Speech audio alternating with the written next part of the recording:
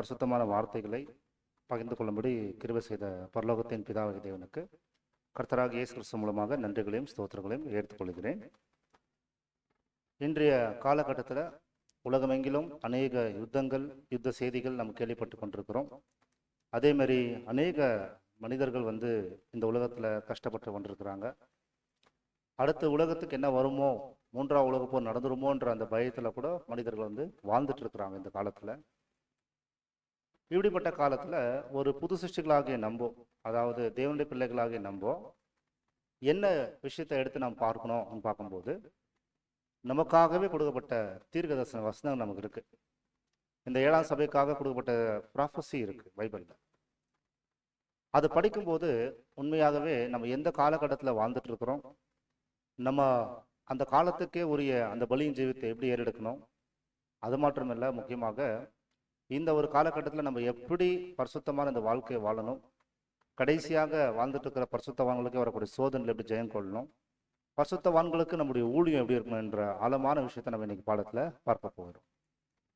சகோதரர் இந்த ஒரு பாடத்தில் 2 மிக முக்கியமான தீர்க்கதரிசன அதிகாரங்கள், ஒன்று 2ஆம் சங்கீதம், ஒன்று 75ஆம் சங்கீதம். இது 2மே கம்பைன் பண்ணி நம்ம இந்த பாடத்தை பார்க்க போகிறோம். பொதுவாக எல்லாருமே வசனங்களை வாசிக்கும் போது அதனுடைய ஆழங்களை புரிந்து கொள்ள முடியாது. அதிக உறுதியான தீர்க்கதரிசன வசனம் நமக்கு உண்டு இல்லைங்களா? பொழுது விடிந்து அது எப்படி இருக்கு பார்த்தீங்கன்னா, உலகத்தில் இருக்கக்கூடிய யாருக்குமே கிடைக்காத ஒரு ஸ்லாக்கி நமக்கு கிடைச்சிருக்கு. அது எப்படி இருக்கு பார்க்கும்போது, அந்த வார்த்தையை நீங்கள் தொடர்ந்து வசனத்தில் வாசிங்க. எப்பேற்பட்ட ஒரு ஆசீர்வாதம் இருக்குன்னு பார்த்துடலாம். அந்த வசனத்தில் வாசிங்க. 2 பேதுரு 1ஆம் அதிகாரம் 19வது வசனம். அதிக உறுதியான தீர்க்கதரிசன வசனம் நமக்கு உண்டு. பொழுது விடிந்து விடிவெள்ளி உங்கள் இருதயங்களில் உதிக்கும் அளவும் இருளுள்ள ஸ்தலத்தில் பிரகாசிக்கிற விளக்கை போன்று அவ்வசனத்தை கவனித்திருப்பது நலமாயிருக்கும். அவ்வசனத்தை கவனித்திருப்பது நலமாயிருக்கும் என்பதை நமக்கான மிக முக்கியமான ஒரு படிப்பினை. ஏன் நம்ம தீர்க்கதரிசனங்களை படிக்கணும் இந்த காலத்துலன்னு கேட்கும்போது, தேவன் தன்னுடைய பிள்ளைகளுக்கு அவர் எல்லாமே வெளிப்படுத்துறார். அதுதான் உண்மை. 2வது சகோதரர்களே, அந்த காலத்திலேயே பழைய ஏற்பாட்டில் வாழ்ந்த விசுவாச வீரர்களே, தானியேல் போன்ற, சகேரியா போன்ற தீர்க்கதரிசிகள் ஏதாவது ஒரு ரகசியம் அவங்களுக்கு சொல்லியிருந்தா அது எந்த காலத்தில் நடக்கும்னு சொல்லி அவங்க ஆராய்ச்சி பண்ணியிருக்காங்க. தெரியுங்களா? ஞாபகம் இருக்குங்களா? அவங்க ஆராய்ச்சி பண்ண, ஆனால் அவங்களுக்கு தேவன் வெளிப்படுத்தல. அது தங்களுக்கென்று அவங்க அதை எழுதி வைக்க, நமக்கென்று எழுதி வைத்தாங்கன்றத நம்ம அநேக வசனத்தை பார்க்குறோம். இவங்களை உற்று பார்ப்பதுக்கு தூதர்களுக்கும் ஆசையா இருக்குன்னு நம்ம பார்க்குறோம். பிரியமான சகோதரர்களே, இந்த 73ஆம், அதாவது இந்த ஒரு 75ஆம் சங்கீதம், அதாவது 73ஆம் சங்கீதத்திலிருந்து இது ஆரம்பிக்குது. கிட்டத்தட்ட 83ஆம் சங்கீதம் வரைக்குமே அது கடந்து போகும். 10 சங்கீதம் ஆசாப் எழுதுறாரு நான் பார்க்கிறேன். அப்போ 73ஆம் சங்கீதத்திலிருந்தே பார்க்கும்போது கடைசி சபை எந்த அளவுக்கு ஒரு உலகத்துல வரக்கூடிய அனுபவங்களை அவங்க பெற்றுக்கொண்டு விழுந்து இந்த ஜெயம் கொண்ட வகுப்பாரா மாறுவாங்கன்றது தான் 73ஆம் சங்கீதத்துல இருக்கு.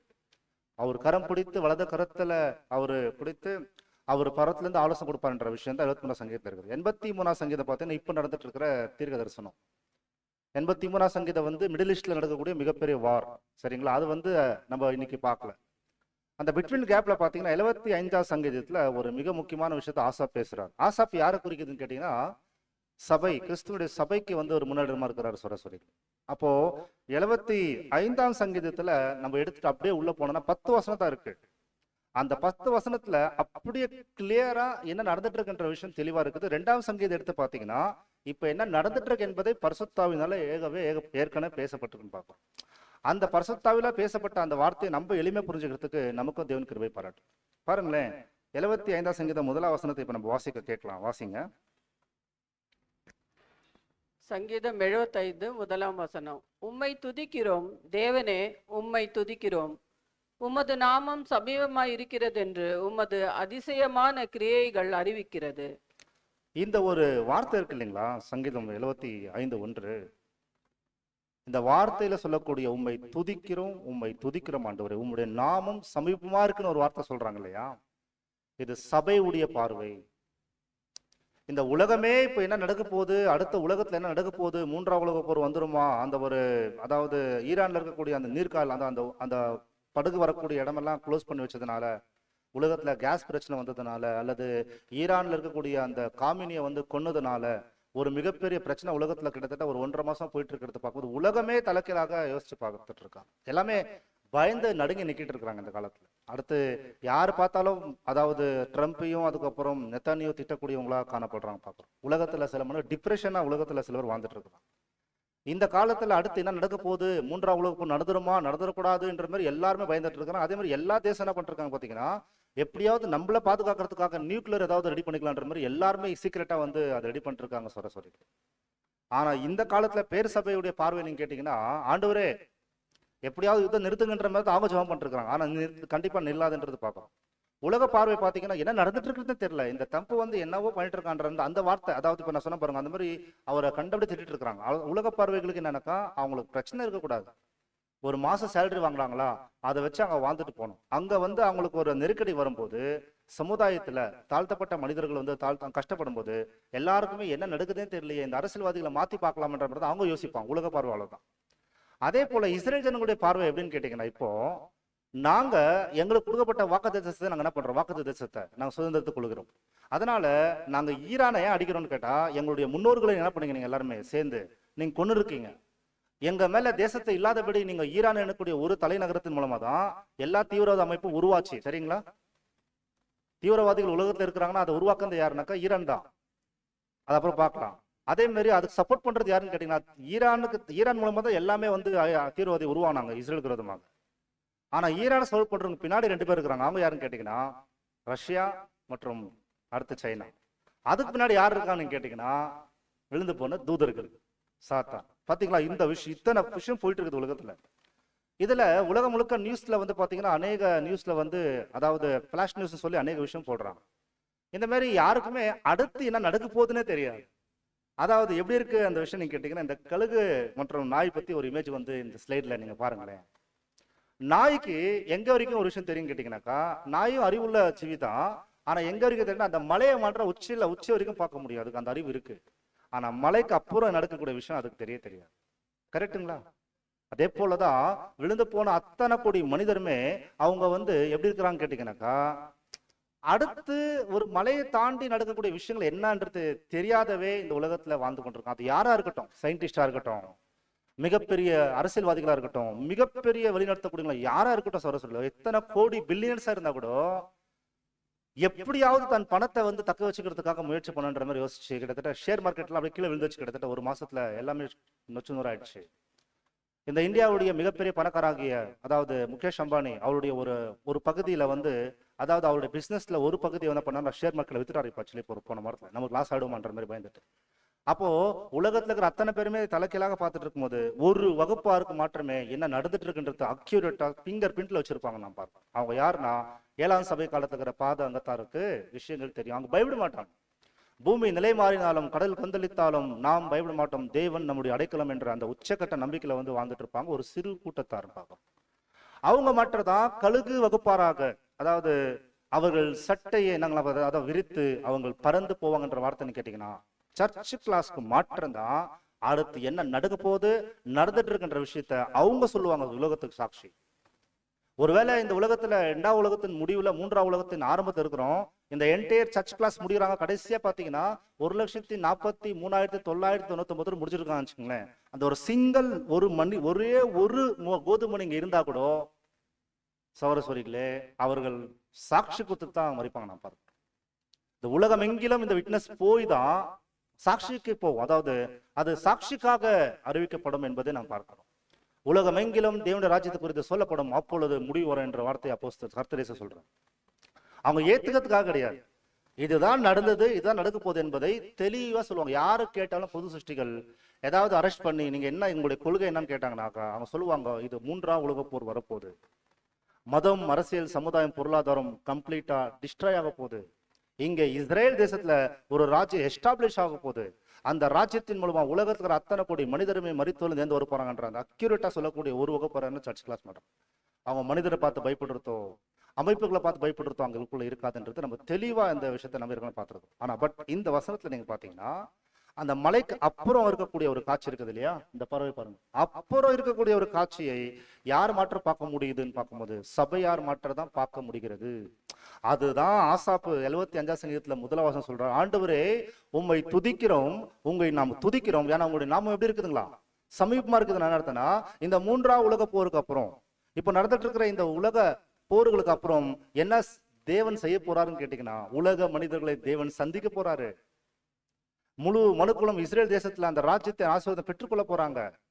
இஸ்ரேல் தேசம் உலகம் முழுக்க பாத்தீங்கன்னா அது வந்து எப்படி இப்போ இஸ்ரேல அழிச்சிடணுன்ற அளவுக்கு இன்னைக்கு எப்படி இருக்கிறாங்களோ, இஸ்ரேல்ல ஏதோ ஒன்று இருக்கு.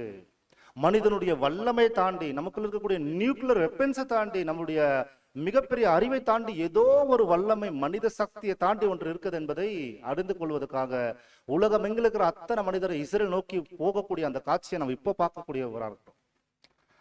ஒரு 4 வருஷத்துக்கு முன்னாடி கொரோனா வந்துச்சு. அந்த கொரோனா வரும்போது எல்லாருமே வந்து ஏகப்பட்ட அனுபவத்துக்குள்ள கடந்து போனாங்க. சொல்லி இப்படி கடந்து போகும்போது அந்த இடத்துல என்னதான் பார்க்க முடிஞ்சு, சர்ச் கிளாஸ் பாத்தீங்கன்னா இதுதான் பார்க்க முடிஞ்சு. என்னன்னா, உம்மை துதிக்கிறோம் சொல்லும்போது கிட்டத்தட்ட 2 வருஷத்துல யோசிச்சு பாருங்களேன், ஜஸ்ட் 2 இயர்ஸ்ல உலகம் எங்கில இருக்கிற 800 கோடி மனிதர்களுக்குமே கொரோனா வந்தது தெரிஞ்சது, அது அனுபவத்துக்குள்ள அவங்க போனதும் தெரிஞ்சது, அந்த கொரோனா எக்ஸ்பெக்ட் எல்லாருக்குமே இருந்ததுன்னு பாக்குறோம். அப்படின்னா 2 வருஷத்துல கொரோனா என்பதை உலகத்துல இருக்கிற 200 தேசங்களுக்கு மேல வந்து அது ரீச் ஆயிடுச்சு அந்த இன்ஃபர்மேஷன் சொல்லி நமக்கு தெரியுது இல்லைங்களா? கன்ஃபார்ம் தானே?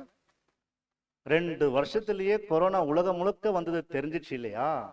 இந்த பார்வையை தான் பரிசுத்தவான் இப்ப பாக்குறாங்க. என்னங்களா, ஜஸ்ட் 2 இயர்ஸ்ல முழு மனிதர்களுக்கு கொரோனா வந்தது தெரிஞ்சிச்சு. இப்போ ஒரு ஜஸ்ட் ஒரு 4 இயர்ஸ்ல நடந்துட்டு இருக்கிற யுத்தங்கள், இப்போ நடந்த ஒரு போன வருஷம் ஜூன் மாசத்துல நடந்த அந்த யுத்தம், ஜூன் மாசத்துல ஈரானுக்கும் இஸ்ரேலுக்கும் இப்போ நடந்துட்டு இருக்கிற யுத்தம் கூட உலகமெங்கிலும் 7 கண்டத்திலும் பேசப்படுகிறது. எவ்வளவு நாள் தேவைப்படுச்சு? அதுக்கு எவ்வளவு நாள் தேவைப்பட்டுச்சு? இந்த இன்ஃபர்மேஷன் உலகத்துக்கு போறது எத்தனை நாள் டைம் தேவைப்பட்டிருக்குது? ஒரு நாள், ஒரு அவர், ஒரு நிமிஷத்துல என்ன ஆயிடுது, உலகம் முழுக்க பிராஸ் ஆயிடுதா? அப்போ இந்த பார்வையெல்லாம் யார் பாக்குறாங்கன்னா, சபை பார்க்கும்போது அவங்க என்ன யோசிக்கிறாங்க தெரியுங்களா? ஒரு தீமையான விஷயமே, உலகத்தின் முடிவு சம்பந்தப்பட்ட விஷயமே, ஒரு யுத்தம் விஷயமே, கேஸ் இல்லாத விஷயத்தையே இவ்வளவு சீக்கிரம் உலகத்துல பரவுதுனாக்கா, நாங்க இந்த காட்சியை பார்க்கும்போது நான் உண்மை துதிக்கிறோம், உங்களை நாங்க நன்றி சொல்றோம். ஏன்னா இதே மாதிரிதான் என்ன நடக்க போகுது அடுத்து. இஸ்ரேல்ல கூட ஒரு ராஜ்யம் ஸ்தாபிக்கப்பட்டிருக்குது. அங்க முப்பிதாக்கள் வீரத்தளத்தில் வந்திருக்கிறாங்க. ஆபிரகாம், ஈசாக், யாக்கோபெல்லாம் வந்துட்டாங்களாமா. அதனால அவங்க ஜெயிச்சாங்களாமா என்ற விஷயம் உலகம் முழுக்க இப்படிதான் பரவுப்போது ஆண்டவரே. அதாவது அதற்காக நாங்க என்ன பண்றோம், துதிக்கிறோம். இந்த ஒரு வைராகியம், இந்த விசுவாசம், இந்த ஒரு ஆழமான புரிதல் தான் சர்ச் கிளாஸ் இருக்கின்ற விஷயம் தான் 75ஆம் சங்கீதத்துல முதலாம் வசனம் இந்த இடத்துல பேசுறாங்க. இப்போ உங்களுக்கு ஒரு கான்செப்ட் புரிஞ்சிருக்கும் நினைக்கிறேன், இந்த பாடம் எப்படி போகும்னு சொல்லி. ஸோ சர்ச் கிளாஸுக்கு மாட்டிருந்தா அவங்களுக்கு இந்த ரகசியம் புரிய வந்திருக்கும். பிரியமான சொல் அப்படின்னா, எதற்காக வெயிட்டிங்? அப்போ ஏன் இடையில வந்து யுத்தம் நிறுத்தப்பட்டிருக்குது? மறுபடியும் ஏன் ஒரு இடைவேளை வருது? அல்லது ஏன் மறுபடியும் வந்து பாத்தீங்கன்னா ஒரு ஒப்பந்தத்துல இதை பேச போறாங்க? என்ன நடக்குதுன்னு கேட்டீங்கன்னா, ஒரு விஷயத்துக்காக பிதாவாகிய தேவனே காத்துட்டு இருக்கிறாரு. அது என்ன விஷயம் கேட்டீங்கன்னா, 75ஆம் சங்கீதத்துல 2ஆம் வசனத்துல ஒரு பெரிய விஷயத்தை பேசியிருக்கிறாரு. அது மிகப்பெரிய தீர்க்கதரிசனம். அதுதான் தீர்க்கதரிசனத்தை பார்ப்பது நம்முடைய ரெஸ்பான்சிபிலிட்டிஸா இருக்க வேண்டியதா இருக்குது. என்னன்னு கேட்டீங்கன்னா, 75ஆம் சங்கீதம் 2ஆம் வசனத்தை வாசிக்க கேட்கலாம். சங்கீதம் 75 2ஆம் வசனம். நியமிக்கப்பட்ட காலத்திலேயே யதார்த்தமாய் நியாயம் தீர்ப்பேன். நியமிக்கப்பட்ட காலத்திலே யதார்த்தமாய் நியாயம் தீர்ப்பேன் என்ற வார்த்தை தான் தமிழ்லயும் கன்னடாலையும் வருகிறது. பட் சகோதரர்களே, நியமிக்கப்பட்ட காலம் என்றால் என்ன? அப்போ நான் நியாய தீர்ப்பேன்னு சொல்றேன். என்ன பாத்தீங்கன்னா, இங்கிலீஷ்ல ரொம்ப அருமையா அந்த வார்த்தை வருது. when I shall receive the congregation என்ற வார்த்தை பாத்தீங்களா? when I shall receive the congregation I will judge uprightly என்ற வார்த்தை. இப்போ இந்த வசனத்துல என்ன சொல்லிட்டு இருக்காங்க? ஏதாவது யோசிக்க முடியுதுங்களா? இந்த வசனத்துல நமக்கு ஏதாவது ஆலோசனை கொடுத்துட்டு இருக்கிறாருங்களா? எதுக்காக சங்கீதம் பார்த்துட்டு இருக்கோம்? 75 சங்கீதம் பாத்தீங்கன்னா, நான் எல்லாவற்றையும் நியாய தீர்ப்பு செய்ய போகிறேன், ஆனா ஒன்றுக்காக நான் காத்து கொண்டிருக்கிறேன். எது என்னங்களா? when I shall receive the congregation என்ற வார்த்தை இருக்குது இல்லையா? அது ஆங்கிலத்துல ரொம்ப அருமையா போட்டாங்க, காங்கிரிகேஷன் போட்டாங்க. ஆக்சுவலி என்ன வரணும்? என் சபையை நான் அங்கிருந்து அவங்களை உயர்த்துவேன். அதாவது என்னுடைய சபையை நான் என்ன பண்ணிடுவேன், இந்த பூமியில இருந்து அவங்கள அங்கிருந்து மீட்டு எடுத்துருவேன். ஸோ காங்கிரிகேஷன்ஸ் என்பது சர்ச், சபை, அவருடைய பரிசுத்தமான கூட்டம் பூமியில இருக்கிறாங்க என்று சொல்லக்கூடிய வார்த்தை தான் நான் பார்க்கும்போது 46ஆம் சங்கீதம் கனெக்ட் ஆகும். 46 சங்கீதங்கள் எல்லாம் சும்மா பாட்டு போறதுக்காக கிடையாது. சரஸ்வரியிலே 46ஆம் சங்கீதத்தை ஒரு நதி உண்டு, அங்கே தேவனுடைய வாசஸ்தலம் உண்டு. அதுக்கு அதிகாலையிலே உதவி செய்வார் என்ற ஒரு வார்த்தை நீங்க கேட்டிருப்பீங்கன்னு நினைக்கிறேன். அந்த அதிகாலை குறிக்கிறது 1000 ஆண்டு அரசாட்சியின் ஆரம்ப கால பகுதியில, அந்த முழுக்க இருள் சூழ்ந்த இந்த காலத்துல அதிகாலையில் என்பது விடியற் காலத்துல ஆண்டவருடைய ராஜ்யம் எஸ்டாப்ளிஷ் ஆனதுக்கு அப்புறம் ஒரு சிறு நதிகள் இந்த பூமியில இருக்கு. அதுதான் சர்ச் கிளாஸ். ஸோ எவ்வளவு பெரிய விஷயம் நம்ம தெளிவா இங்க பார்க்க முடிகிறது பிரியமான சகோதரர்களே. அப்படின்னா அப்பேற்பட்ட இந்த ஒரு காங்கிரிகேஷன் பத்தி நான் படிக்கும்போது சகோதரர்களே, இந்த சபை முடிஞ்சதுக்கு அப்புறம் நான் இவர்களை தீர்ப்பு செய்வேன். இதுதான் இந்த பாடத்துக்கான ஆழமான ஒரு புரிதல் என்றது நம்ம இந்த பாடத்துல பார்க்கிறோம் சகோதரர்களே. அப்படின்னா அடுத்த கான்செப்ட் போயிடலாங்களா? நீங்க எல்லாருமே இந்த பாடத்துல நீங்க டிராவல் பண்ணி வந்த மாற்றம் தான் புரியும். பேசிக்காக ஒரு சப்ஜெக்ட் இருக்குல்ல, கேரக்டர்ஸ் ஃபீல்ட் இருக்கு பாத்தீங்களா, அது என்ன பண்ணா ஒரு 4-5 கேரக்டர் வந்து பேசிட்டு போயிடலாம், சரிங்களா? ஆனா இந்த பாடம் விட பாத்தீங்கன்னா நீங்க எல்லாருமே என்னோட கூட டிராவல் பண்ண மாற்றம் தான் அடுத்து என்ன வரும்ன்றது நம்ம என்ன பண்ண முடியும், புரிஞ்சுக்கொள்ள முடியும். அப்போ என்ன சொல்லிட்டாரு, காங்கிரிகேஷனை வந்து நான் ரிசீவ் பண்ணணும். சபை வந்து இந்த உலகத்துல இருந்து நான் எடுத்துட்டேனாக்கா அதுக்கப்புறம் ஃபைனல் தீர்ப்பு பண்றேன்ற மாதிரி சொல்லியிருக்காரு. அதாவது உலகமே எதிர்பார்க்காத அளவுக்கு ஒரு மிகப்பெரிய ஒரு ஆபத்தை நோக்கி போயிட்டு இருக்குது. அதற்கப்புறம் ஒரு மிகப்பெரிய ஆசீர்வாதம் வருது என்பதை நான் பார்த்துட்டு, இதுக்கு எங்கே வசனம் இருக்கு இன்னும் ஆதாரமானு கேட்டீங்கன்னா, வசனம் படிக்க வேண்டியது இல்லை, ஆனா நம்ம ஞாபகப்படுத்திக்கலாம். உன் கண்கள் மகிமை பொருந்த ராஜாவை காணும், தூர தேசத்தில் நீ இங்கிருந்தே காப்பான்னு சொல்லி பானவான் ஒரு வசனம் இருக்குது. ஏசாயா 33:17 வசனம் இருக்குது. ஏசாயா 33:17. உன் கண்கள் ராஜா மகிமை பொருந்தினவராயினா, ஏற்கனவே இயேசு கிறிஸ்து ராஜாவாக அபிஷேகம் பண்ணப்பட்டு அதனாலதான் இந்த உலகத்துல இந்த தீர்ப்பெல்லாம் போயிட்டு இருக்குது அமைப்பு மேலன்ற விஷயத்தை வந்து கண்டுபிடிக்க முடியும் சபை. இது இன்னொரு சங்கீதம் எடுத்து நீங்க பாத்தீங்கன்னா 110 சங்கீதத்துல கர்த்தருடைய கோபத்தின் நாட்களிலே ராஜாக்களை வெட்டுவார் என்ற 110 சங்கீதத்துல இன்னொரு பார்வை போகும் பாத்தீங்களா. ஒரே சங்கீதம் தான் 75 சங்கீதம், 2ஆம் சங்கீதம், 46 சங்கீதம், 110 சங்கீதம், இப்படி அநேக கோணத்துல ப்ராஃபசி எழுதப்பட்டிருக்கிறன்றது நம்ம என்ன பண்றோம் பாக்குறோம் பிரியமான சரஸ்வதி. அப்படி பார்க்கும்போது இப்போ என்ன நடந்துட்டு இருக்குது தேவனுடைய வியூல இருந்து இப்ப நம்ம என்ன பண்ணலாம் போய் பார்க்கலாம். அவருடைய கண்ட்ரோல்ல என்ன இருக்குதுன்றது பார்க்கும்போது இப்போ நம்ம ரொம்ப சீரியஸான பாடங்க சரஸ்வரிகளே, நம்முடைய அழைப்பையும் தெரிந்து கொள்வதில் உறுதிப்படுத்துவதற்கான சில பாடம் என்றது நாம் பார்க்கிறோம். சோ எத்தனை பாடம் கேட்டாலும் தீர்க்க தரிசனத்தை கவனிப்பது நலமா இருக்கும் என்ற விஷயத்தை நம்ம புரிஞ்சுக்க வேண்டியது. அப்ப நம்ம அடுத்து எங்க போலாம் கேட்டீங்கன்னா 75 சங்கீதம் 2ஆம் வசனம் வரைக்கும் படிச்சிருக்கிறோம். சர்ச் கிளாஸ் முடியறதுக்காக வெயிட் பண்றேங்க சொல்லிட்டாரு. அப்ப அதுக்கு முன்னாடி என்ன நடக்குதுன்னு கேட்டீங்கன்னா இப்போ சங்கீதம் 2ஆம் சங்கீதத்துக்கு வந்துடலாம். இந்த 2ஆம் சங்கீதத்துல 7ஆம் வசனம் ஒரு வார்த்தை சொல்கிறது, தீர்மானத்தின் விவரத்தை சொல்லுகிறேன். அதாவது கர்த்தர் என்னை என்ன சொன்னார் பாத்தீங்கன்னா, நான் இன்று உன்னை ஜனிப்பித்தேன். கேட்டீங்களா அந்த வார்த்தை வருது இல்லைங்களா, நான் இன்று ஜனிப்பித்தேன். வாசிங்க. சங்கீதம் 2:7 வசனம். தீர்மானத்தின்படி விவரம் சொல்லுவேன். கர்த்தர் என்னை நோக்கி, நீர் என்னுடைய குமாரன், இன்று நான் உம்மை ஜனிப்பித்தேன். இது வந்து யார் சொல்றாரு கேட்டீங்கன்னா, பரலோகத்தின் பிதாவாகிய தேவன் இயேசு கிறிஸ்து இந்த வார்த்தை சொல்றார். கரெக்டுங்களா? தீர்மானத்தின் விவரத்தை சொல்லுகிறேன். அதாவது கர்த்தர் எனக்கு என்ன சொல்றாரு, நான் உன்னை இன்று ஜனிப்பித்தேன் என்ற வார்த்தை. ஜனிப்பித்தேன் என்ற வார்த்தை எப்போ ஒருத்தருக்கு பொருந்ததுன்னு கேட்டீங்கன்னா, அவருடைய உயிர்த்தெழுதலை பத்தி பேசப்பட்ட வார்த்தை. சங்கீதம் 2:7 எபிரியர்ல சொல்லக்கூடிய வார்த்தை இப்படி 1ஆம் அதிகாரம் 4, 5, 6 சொல்லுவாரு. அதே மாதிரி இந்த விஷயத்தை அப்போஸ்தலர் நடவடிக்கைகள் 13ஆம் அதிகாரத்துல 33, 33 வசனம் பாத்தீங்கன்னா அப்போஸ்தலர் பவுல் சொல்லுவார். அப்போஸ்தலர் புத்தகத்துல வரும், அவருடைய உயிர்த்தெழுதல்ல இந்த வார்த்தை நிறைவேறிச்சுன்னு சொல்லி வார்த்தை. ஆனால் சங்கீதம் 2ஆம் சங்கீதத்துல என்ன சொல்லப்படுகிறது நாங்க அப்படியே நோட் பண்ணிட்டு வரும்போது சோரஸ்வரிகளே, 2ஆம் சங்கீதம் என்பது என்ன புரிஞ்சுக்கலாம் நீங்க எளிமையா கேட்டீங்கன்னா, நான் எப்படி மனசுல வச்சுக்கிட்டோம் 2ஆம் சங்கீதம் நீங்க கேட்டீங்கன்னா 3 விஷயம் மனசுல வச்சுக்கோங்க. நம்ம ஒரு டீட்டெயிலா பேச போறது கிடையாது. முதலாவது என்னன்னா, இயேசு கிறிஸ்துடைய முதலாவது வருகை குறித்து அங்க பேசப்பட்டிருக்கு. இயேசு கிறிஸ்துடைய 2ஆம் வருகை அவருடைய ராஜ்யம் ஸ்தாபிக்கப்படுதல் பத்தி அங்க பேசப்பட்டிருக்கு. 2வது. 3வது, இந்த உலகத்துல இருக்கிற தற்காலிகமா இருக்கக்கூடிய தலைவர்களை எப்படி அவர் நொறுக்கி போடுவார் என்பதை அங்க சொல்லப்பட்டிருக்கு. சோ இதுதான் 2ஆம் சங்கீதத்துக்கான முக்கியமான கான்செப்ட். அதுல சவரஸ்வரிகளே, இப்போ 2ஆம் சங்கீதத்துல அவ என்ன பண்ணிட்டான்னு கேட்டீங்கன்னா, முதலாவது வசனத்தை எடுத்து நீங்க பாத்தீங்கன்னா சவரஸ்வரிகள சங்கீதம் 2:1 வசனம் வாசிக்கலாம். 75ஆம் சங்கீதத்து அங்கே இருக்குது, மறுபடியும் அங்க போக போறோம். இப்போ அடுத்து வாசிக்கலாம். 2ஆம் சங்கீதம் 1ஆம் வசனம். ஜாதிகள் கொந்தளித்து ஜனங்கள் விருதா காரியத்தை சிந்திப்பானேன். பாத்தீங்களா? அப்ப ஜாதிகள் கொந்தளித்து விருதா காரியங்களை சிந்திப்பான் ஏன் என்ற வார்த்தை இருக்கு இல்லையா, இந்த வார்த்தை எங்க அப்ளை ஆகுதுன்னு சொல்லி இழந்ததுன்னு சொல்றாரு கேட்டீங்கன்னா, இயேசு கிறிஸ்து முதலாவது வருகையில வந்து அவர் உலகத்துக்கு மறிக்கும் போது யூதர்கள் எல்லாமே கர்த்தரை கொலை செய்வதற்கு முயற்சி பண்ணாங்க இல்லைங்களா. அப்போ யாரெல்லாம் ஒன்னா சேர்ந்து அவரை கொலை செய்தாங்க? யூதர் மாற்றம் செய்ய முடிஞ்சுங்களா? கொலை செய்ய முடிஞ்சுங்களா? யாரெல்லாம் கொலை செய்தாங்க? அப்புறம் வேற ரோமர்கள், அதுக்கப்புறம் ரோமர்கள் சொல்லிட்டீங்க. அதுக்கப்புறம் ஏரோதுடைய அரசாங்கம் அங்க ஜாயின் பண்ணாங்க, ரோமர்கள் ஜாயின் பண்ணாங்க. அதுக்கப்புறம் புறஜாதிகள் மீதி எல்லாமே அந்த தலைவர்கள் அடிச்சுங்க போர் செய்வர்களா புறஜாதிகள். அடுத்த நெக்ஸ்ட் யாரு? யூத தலைவர்கள் எல்லாம் ஒன்னா சேர்ந்தாங்களா? அப்ப எல்லாம் ஒன்னா சேர்ந்து இயேசு கிறிஸ்துவை கொலை செய்தது தான் 2ஆம் சங்கீதத்துல முதல் வசனம் பேசப்படுகிறது. இதை பத்தி எங்க பைபிள்ல அதிகாரப்பூர்வமா சொல்லப்பட்டு கேட்டீங்கன்னா, அப்போஸ்தலர் நடவடிக்கைகள் படிக்க வேண்டியதில்லை. அப்போஸ்தலர் நடவடிக்கைகளை நீங்க பார்க்கும்போது 4ஆம் அதிகாரம் 25 முதல் 27 வரைக்குமே அங்க அது சொல்லப்பட்டிருக்கு சகோதரர்கள்.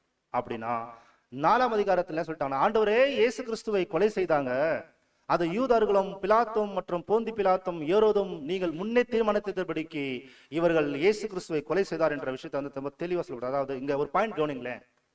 இந்த ப்ராஃபஸி கவனிக்கும் நம்ம எப்பவுமே என்ன கவனம் பண்ண பாத்தீங்கன்னா, முன் தீர்மானத்தபடினா கர்த்தர் கொலை செய்யும் போது இந்த ராஜாக்கள் அனுமதி பற்றி அவங்க கொலை செய்வாங்கன்றது தேவனுக்கு முன்னாடியே தெரியும். ஆசிரியர் புரிஞ்சுதுங்களா? அத்தனை பேர் என்ன பண்ணாங்க, ஒன்னா சேர்ந்தாங்க. அதை சொல்றாரு, முன் தீர்மானத்தபடி. அதாவது இவங்க எல்லாம் ஒன்னா சேர்ந்துதான் என் மகன் என்ன பண்ணுவாங்க, கொலை செய்வாங்கன்னு தேவனுக்கு தெரியும். அதை எழுதி வச்சாராம். அது மாதிரி சங்கீதம் சொல்லப்பட்ட வார்த்தை. அப்ப முதலாவது வருகை குறித்து அங்க சொல்லப்பட்டிருக்கிறது. ஆனா இங்க நம்ம என்ன படிக்கிறோம், இப்ப நடந்த யுத்தத்தை ஞாபகம் வச்சுக்கோங்க. 1874 இருந்து இப்போ வரைக்கும் நடக்கிற சம்பவங்கள் எல்லாம் கொஞ்சம் ஞாபகம் பண்ணிக்கோங்க.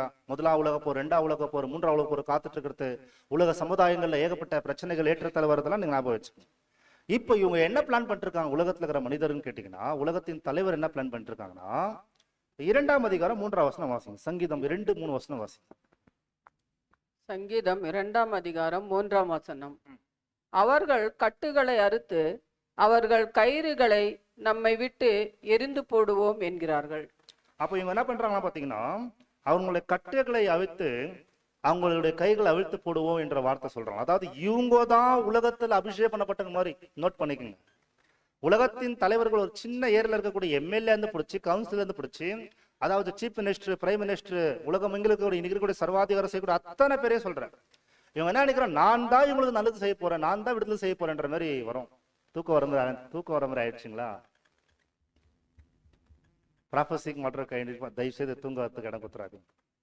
இந்த ப்ராஃபஸி போற பார்வையிலே நம்ம போகலாம், முயற்சி பண்ணலாம். சகோதர சோரிகளே, நாங்க தான் உலகத்தையே சர்வாதிகாரத்தோட நடத்த போறோம், எல்லாம் சரி பண்ண போறோம்ன்ற நம்பிக்கை அவங்களுக்கு இருக்குது. ஏன்?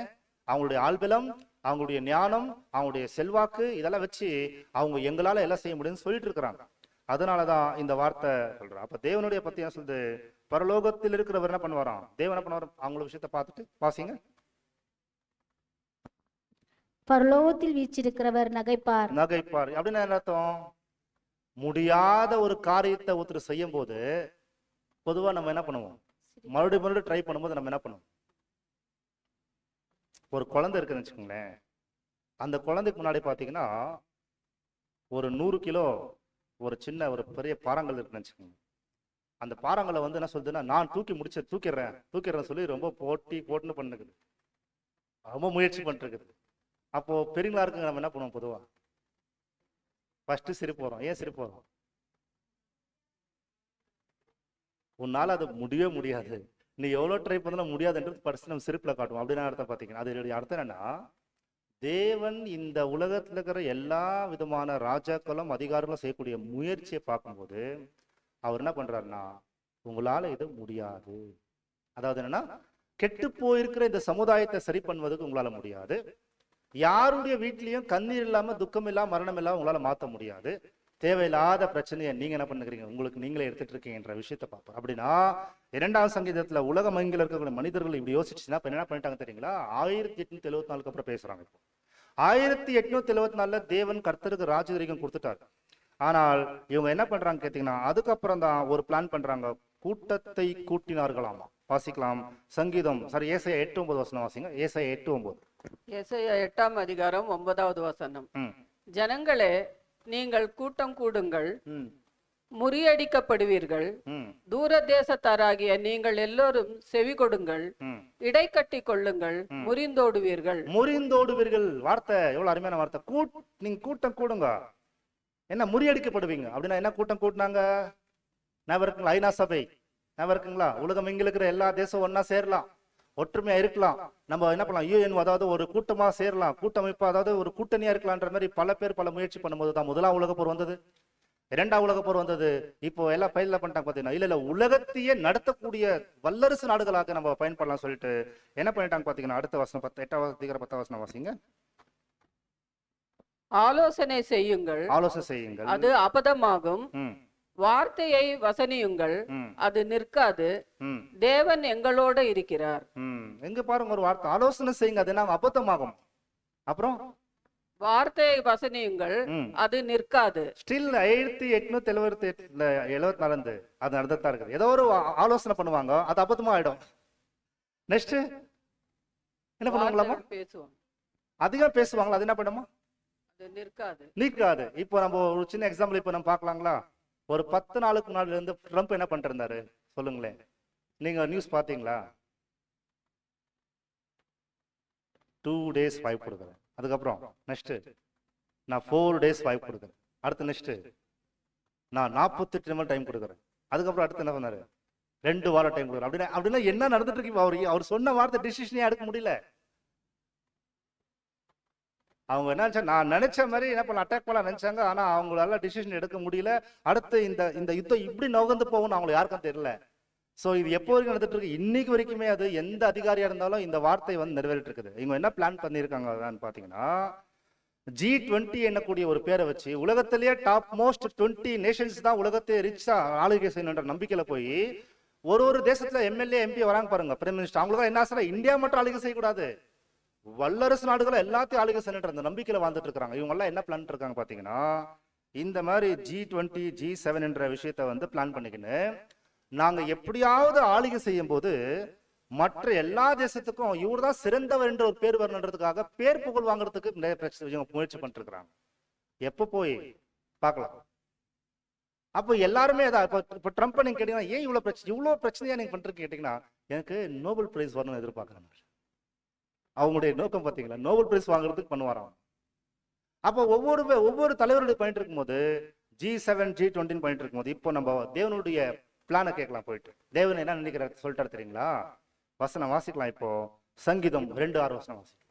நான் என்னுடைய பரிசுத்த பர்வதமாகிய சீயோனில் என்னுடைய ராஜாவை அபிஷேகம் பண்ணி வைத்தேன் என்றார். ஆனா நீங்க எல்லாருமே புதுசா பிளான் பண்ணிட்டு இருக்கீங்க, நான் ராஜாக்கள் ஆகணும், தேசம் முழுக்க ஆளுகை செய்யணும், எல்லாரும் முன்னாடி நல்ல பேர் வாங்கணும் சொல்லி நீங்க வாங்கிட்டு இருக்கீங்களா பிளானு? நான் ஏற்கனவே உங்களுக்கு சொல்றேன், என் ராஜாவை பரிசுத்த பர்வதத்தில் சியோனிலே நான் ஏற்கனவே அவரை ராஜாவாக அபிஷேகம் பண்ணிட்டேன். அதாவது நீங்க எந்த காலத்துல நீங்க பிளான் பண்ணிருக்கீங்க உலகத்துல நான் நடத்தலாம், உலகத்தை என் கண்ட்ரோல்ல கொண்டு வரலாம் சொல்லி எப்போ நீங்க பிளான் பண்ணிருக்கீங்கன்னா, நான் ஏற்கனவே என் ராஜாவை நான் சியோன்ல ராஜாவாக அபிஷேகம் பண்ணி வச்சுட்டேன், அதுக்கப்புறம் தான் நீங்க பிளான் பண்ணிருக்கீங்கன்னு சொல்றாரு. அப்படின்னா எந்த காலத்துல இப்ப மனுஷன் வாழ்ந்துட்டு இருக்காங்கன்னா, ஏற்கனவே இயேசு கிறிஸ்துக்கு தேவன் 1874 இந்த உலக ராஜ்யத்தை கொடுத்துட்டார் சார் சொல்றீங்க. இவங்க என்ன பிளான் பண்ணிருக்காங்க கேட்டீங்கன்னா, தவறான ஒரு கணக்கு வச்சிருந்திருக்காங்க. இவங்க என்ன கணக்கு வைக்கிறாங்க? அடுத்த ஸ்லைட்ல பாருங்க, ரிஃபரன்ஸ் பாயிண்ட் 5788 படிக்கிறோம். ரொம்ப அருமையான ஒரு பாயிண்ட் வாசிக்கலாம். கடவுளின் தீர்வு ஒன்றே, குணப்படுத்தக்கூடிய ஒரே மருந்தாகும். இந்த போரில் ஈடுபட்டுள்ள ஒவ்வொரு தேசமும் தங்களையே கடவுளால் தேர்ந்தெடுக்கப்பட்ட மக்கள் என்றும் உலகை ஆளுவதே தங்களின் இறுதி நோக்கம் என்றும் நம்புவது போன்று தோன்றுகிறது.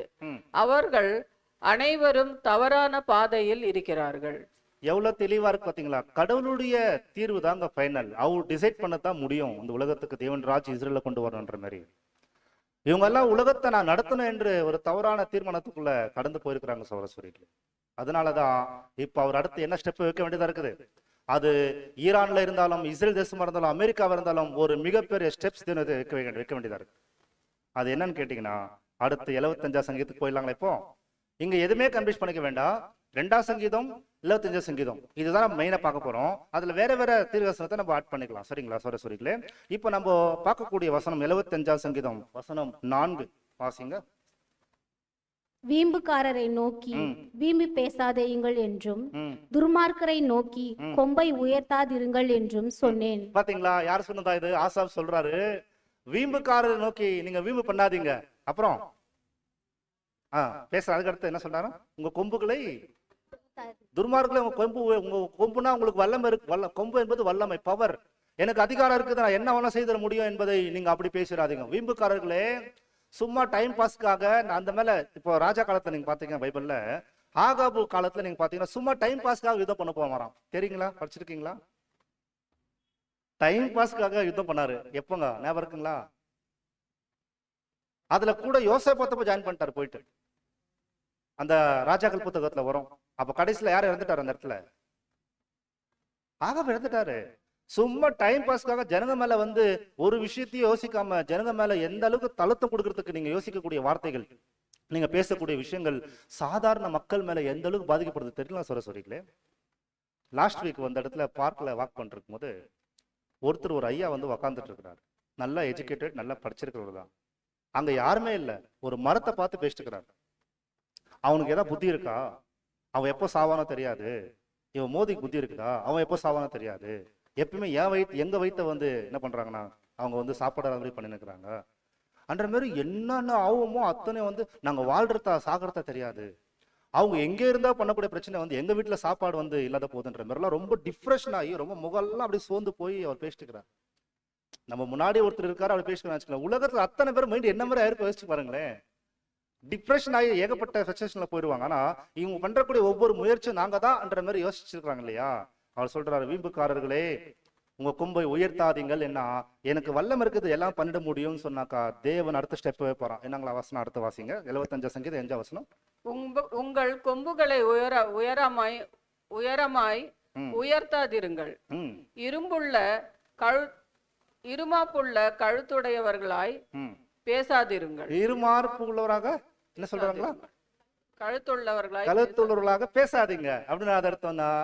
அதிகாரமோ ஆள்பலமோ பணமோ அறிவோ ஞானமும் செல்வாக்கும் அதுக்கப்புறம் பாத்தீங்கன்னா இந்த மாதிரி இந்த டிஃபென்ஸ் மினிஸ்டர் டிஃபென்ஸ் சிஸ்டம் பெருசா இருக்கிற அளவுக்கு இருக்கும்போது இப்படி பேசுறாதீங்க. எப்படி இப்படி இந்த ஸ்லைட் பார்த்தா தெரியுதா உங்களுக்கு? நான் இந்த ஆல்மைட்டி, ஐ ஆம் தி ஜீசஸ், நான் தான் எல்லாரையும் சுகமாக்குறேன் என்று ஒரு மனிதனை கொண்டு போய் வைத்தது தேவன் தான் அவரிடத்துக்கு. அதாவது ஒருவனை உயர்த்துவதும் ஒருவனை தாழ்த்துவதும் தேவனால மாற்ற முடியும். சொல்றீங்க நெபுகாத் நேச்சர் கூட ஒரு மனிதன் இருந்தார். அவரை இந்த இஸ்ரேல் ஜனங்கள் ராஜாக்கள் தவறு செய்யும் போது சிதேக்கியா சொன்னாரு, கவிழ்ப்பேன் உரிமைக்காரனை நான் வரும்போது வச்சிருவேன். நான் தாழ்ந்தவங்களை உயர்த்துவேன் சொல்லி தாழ்த்தப்பட்ட நெபுகாத்நேச்சர் உயர்ந்த இடத்துல இருந்து வச்சா அவர் சொல்றாரு, பாபிலோன் ராஜா, ஐ ஆம் தி கிரேட், அதாவது நான் தான் பாபிலோனை கட்டி முடிச்சேன், என்னாலதான் முடிஞ்சது என்ற ஒரு வார்த்தை சொன்ன உடனே அப்படியே மிருகம் போல 7 வருஷம் என்ன பண்ற பாத்தீங்கன்னா அவரு பில்லு சாப்பிடுற அளவுக்கு வாழ்ந்துட்டாப்பா. அவர் சொல்றாரு, மனித இனத்திலேயே யாராவது நான் தான் எல்லாம் செய்ய முடியும் என்று என்ன இருந்துச்சுன்னா நீங்க மாத்திக்கங்க. தேவன் எனக்கு எல்லாமே தெரியும் பெருமை எண்ணக்கூடிய ஒரு குணாதிசயம் இருந்துச்சுன்னா அவங்கள ஒண்ணுமில்லாதாக்கிடுவார் என்ற மாதிரி அவர் புத்தி தெரிந்ததுக்கு அப்புறம் பேசுறாரு. இவங்க பிரச்சனையில ட்ரம்ப் அவர் எவ்வளவு உயர்ந்த அதிகாரியா இருந்தா கூட ஒரு இமேஜ் கிரியேட் பண்ணிட்டு அவங்க என்ன சொன்னாங்களா, போப்புக்கு அவருக்கு பெரிய பிரச்சனை நடந்துச்சு. அதுக்கப்புறம் இப்ப நடந்ததெல்லாம் தெரியுங்க, பார்த்து இருக்கீங்களா?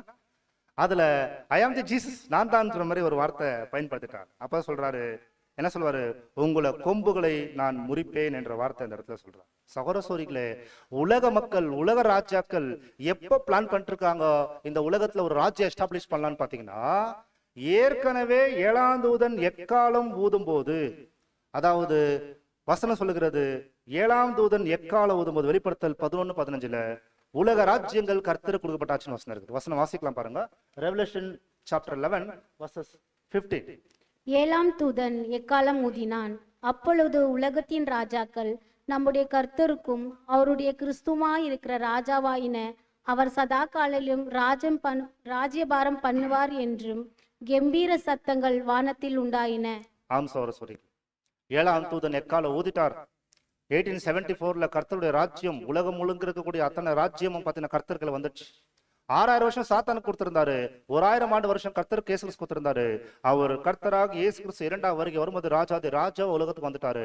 7ஆம் தூதன் எக்காலம் ஊதும் போது அவருடைய காலத்துல உலகம் எங்கிலும் அந்த காலத்திலேயே யூரோப், அதுக்கப்புறம் பாத்தீங்கன்னா அமெரிக்கா, ஆஸ்திரேலியா, ஸ்ரீலங்கா, அதுக்கப்புறம் பார்க்கும்போது பல இடங்கள், கனடா, இது போன்ற பல இடங்கள்ல போய் 1912 இந்தியா கூட அந்த எக்காலம் வந்துச்சு நான் பார்க்கிறோம்.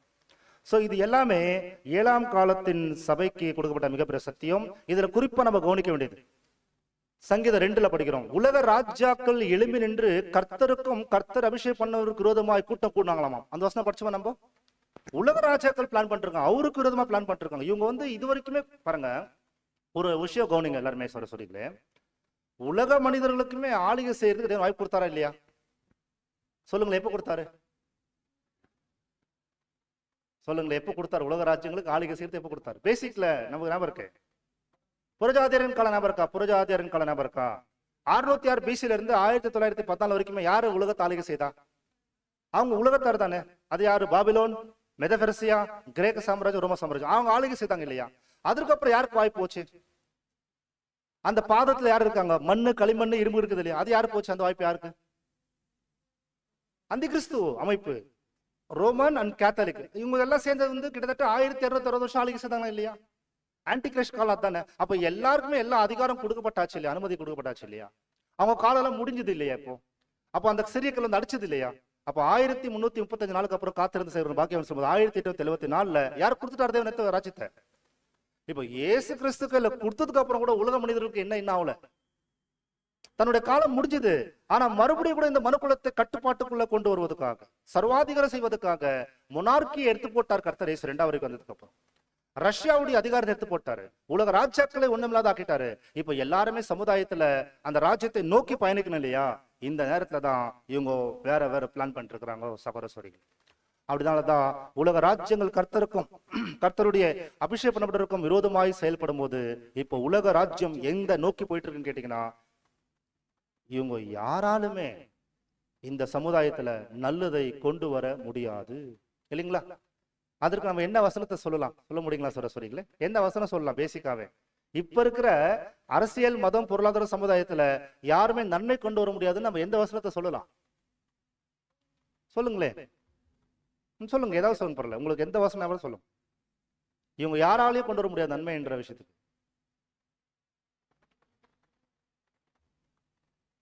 சொல்லுங்களேன், ஞாபகம் இல்லைங்களா? பேசிக் கிளாஸ்ல 3 வழி கிளாஸ்ல அந்த சார்ட்ல 6 லெவல் இருக்குது இல்லையா? 6 லெவல். அது விழுந்து பண்ண சுபாவத்தில் இருக்கிறாங்க தானே எல்லாருமே. அது உலகத்துல ஆளுகை செய்யக்கூடிய ட்ரம்ப்பா இருந்தாலும் அங்கதான் எங்கதான் இருக்கிறாரு? மோடி எங்க இருக்கிறாரு? உலகத்துல அத்தனை பேர் அங்க இருந்தாங்கன்னா அவங்களே வாழக்கூடிய அந்த உரிமையே இல்லாத இழந்து போயிட்டு இருக்கிறாங்கன்னா, அவங்களுக்கே நன்மை தெரியாது இருக்கும் போது, அவங்களே பாவத்துல இருக்கிறாங்கன்னா, அவங்க விழுந்து பண்ண சுபாவத்தில் இருக்கும்போது எப்படி மனுக்குள்ள நன்மை செய்ய முடியும்? அவங்க அந்த லெவல்ல இருக்கிற யாருமே பண்ண முடியாதுன்றது தெரிஞ்சது இல்லையா? கரெக்ட் தானே?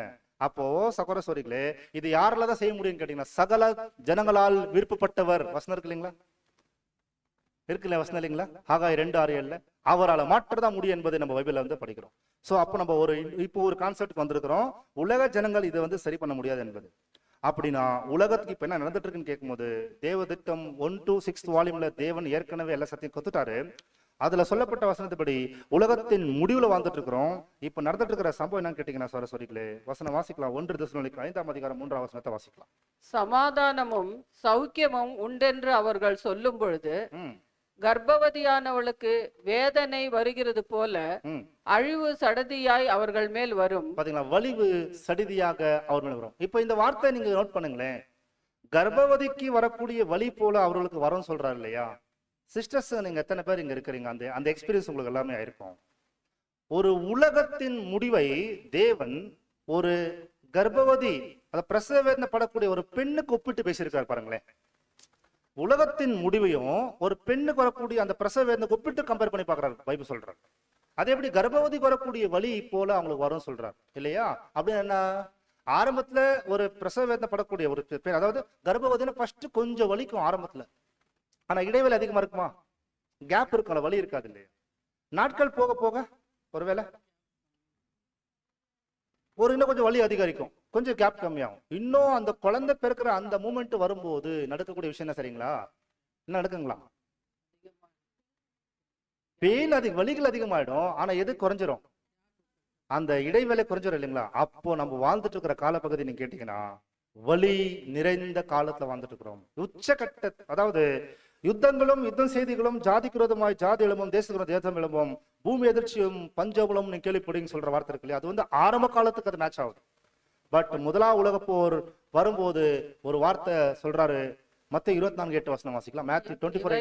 இவைகளெல்லாம் வேதனைகளுக்கு ஆரம்பம். வேதனைகளுக்கு ஆரம்பம் எது? 1874 இருந்து 1914 வரைக்கும் சொல்லப்பட்ட காலப்பகுதியில் பாத்தீங்கன்னா அது வேதனைகளுக்கு ஆரம்பம் தான். அதெல்லாம் முதலாம் உலக போர் எல்லாமே.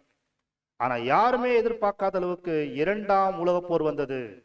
அப்போ அந்த வலி, அந்த பெண்ணுக்கு வரக்கூடிய வலி இன்னும் இன்க்ரீஸ் ஆனது. கரெக்டுங்களா?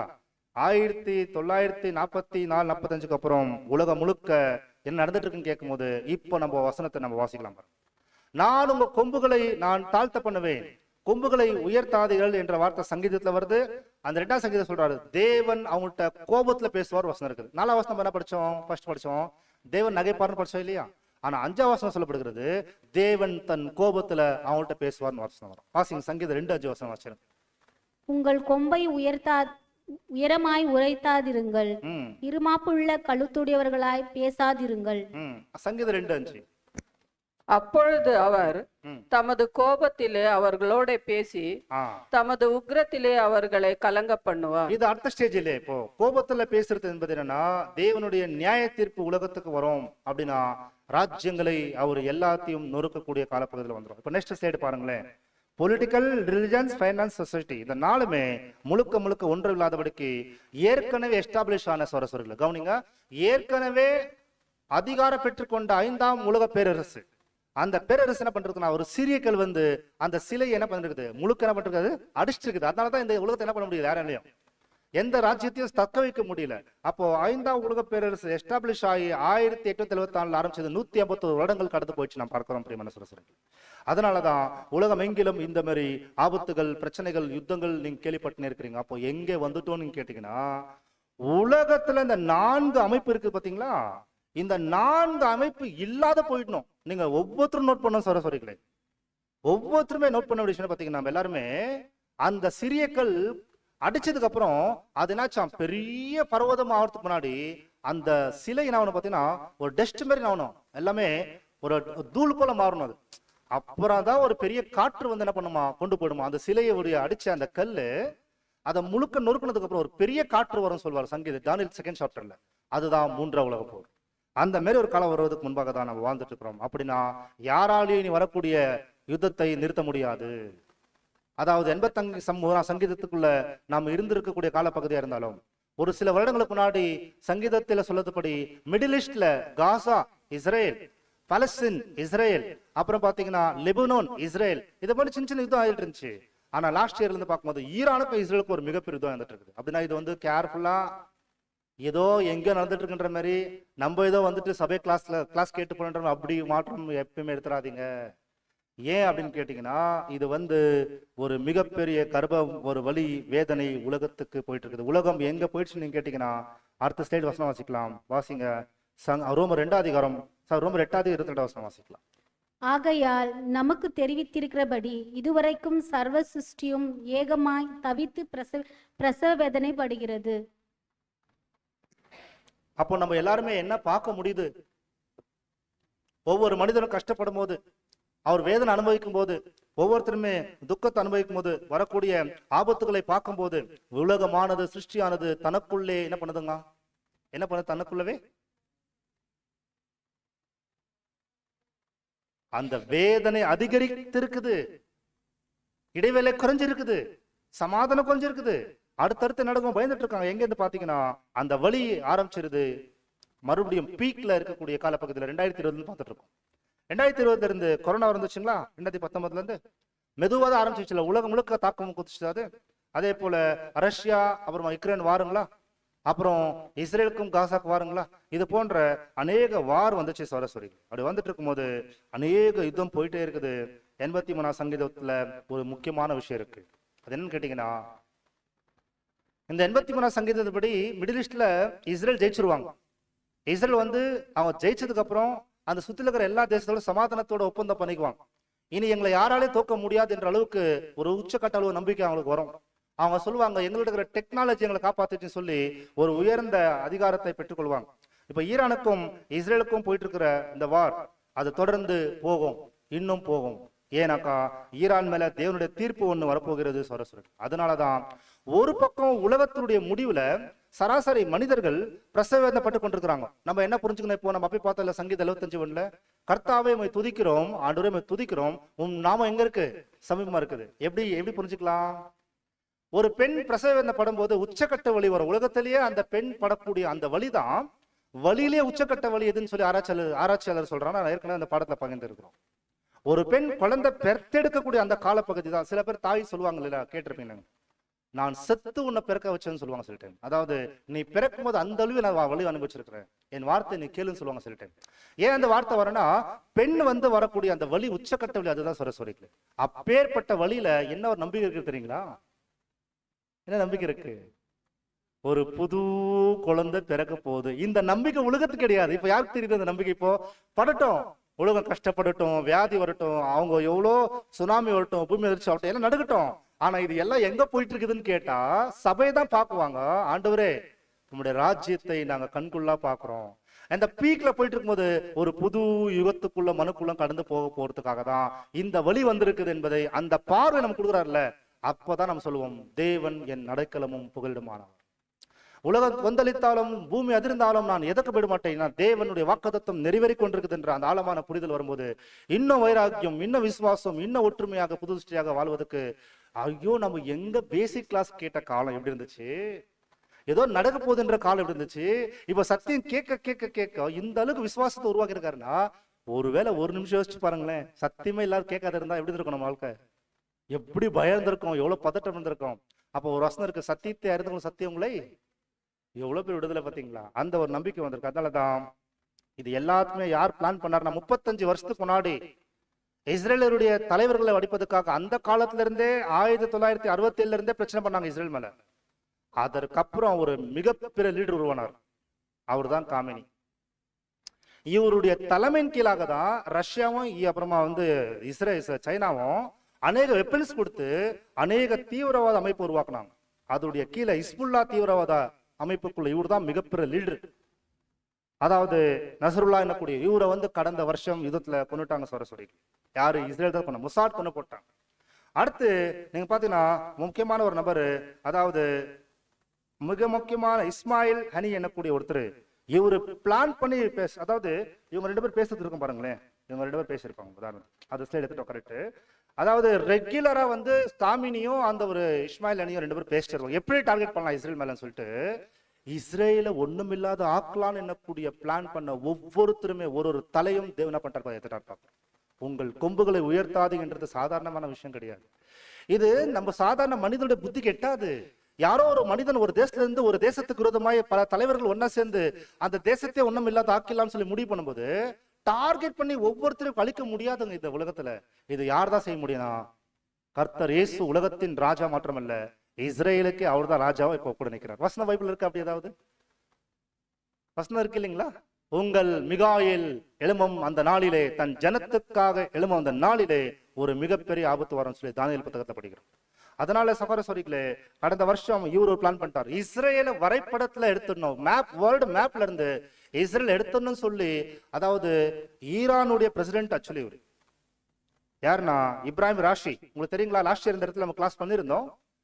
பிளைட்ல ஹெலிகாப்டர்ல போயிட்டு இருக்காரு, வேற ஏதோ தேசத்துக்கு சின்ன ஒரு ஃபங்க்ஷன் போயிட்டு இருக்காரு. வரும்போது ரிட்டர்ன் பாத்தீங்கன்னா பிளைட்ல இருந்து எப்படி கீழே விழுந்தாங்க, என்ன நடந்ததுன்னு இது வரைக்குமே மிஸ்ட்ரி, யாருக்குமே தெரியாது இருக்குது.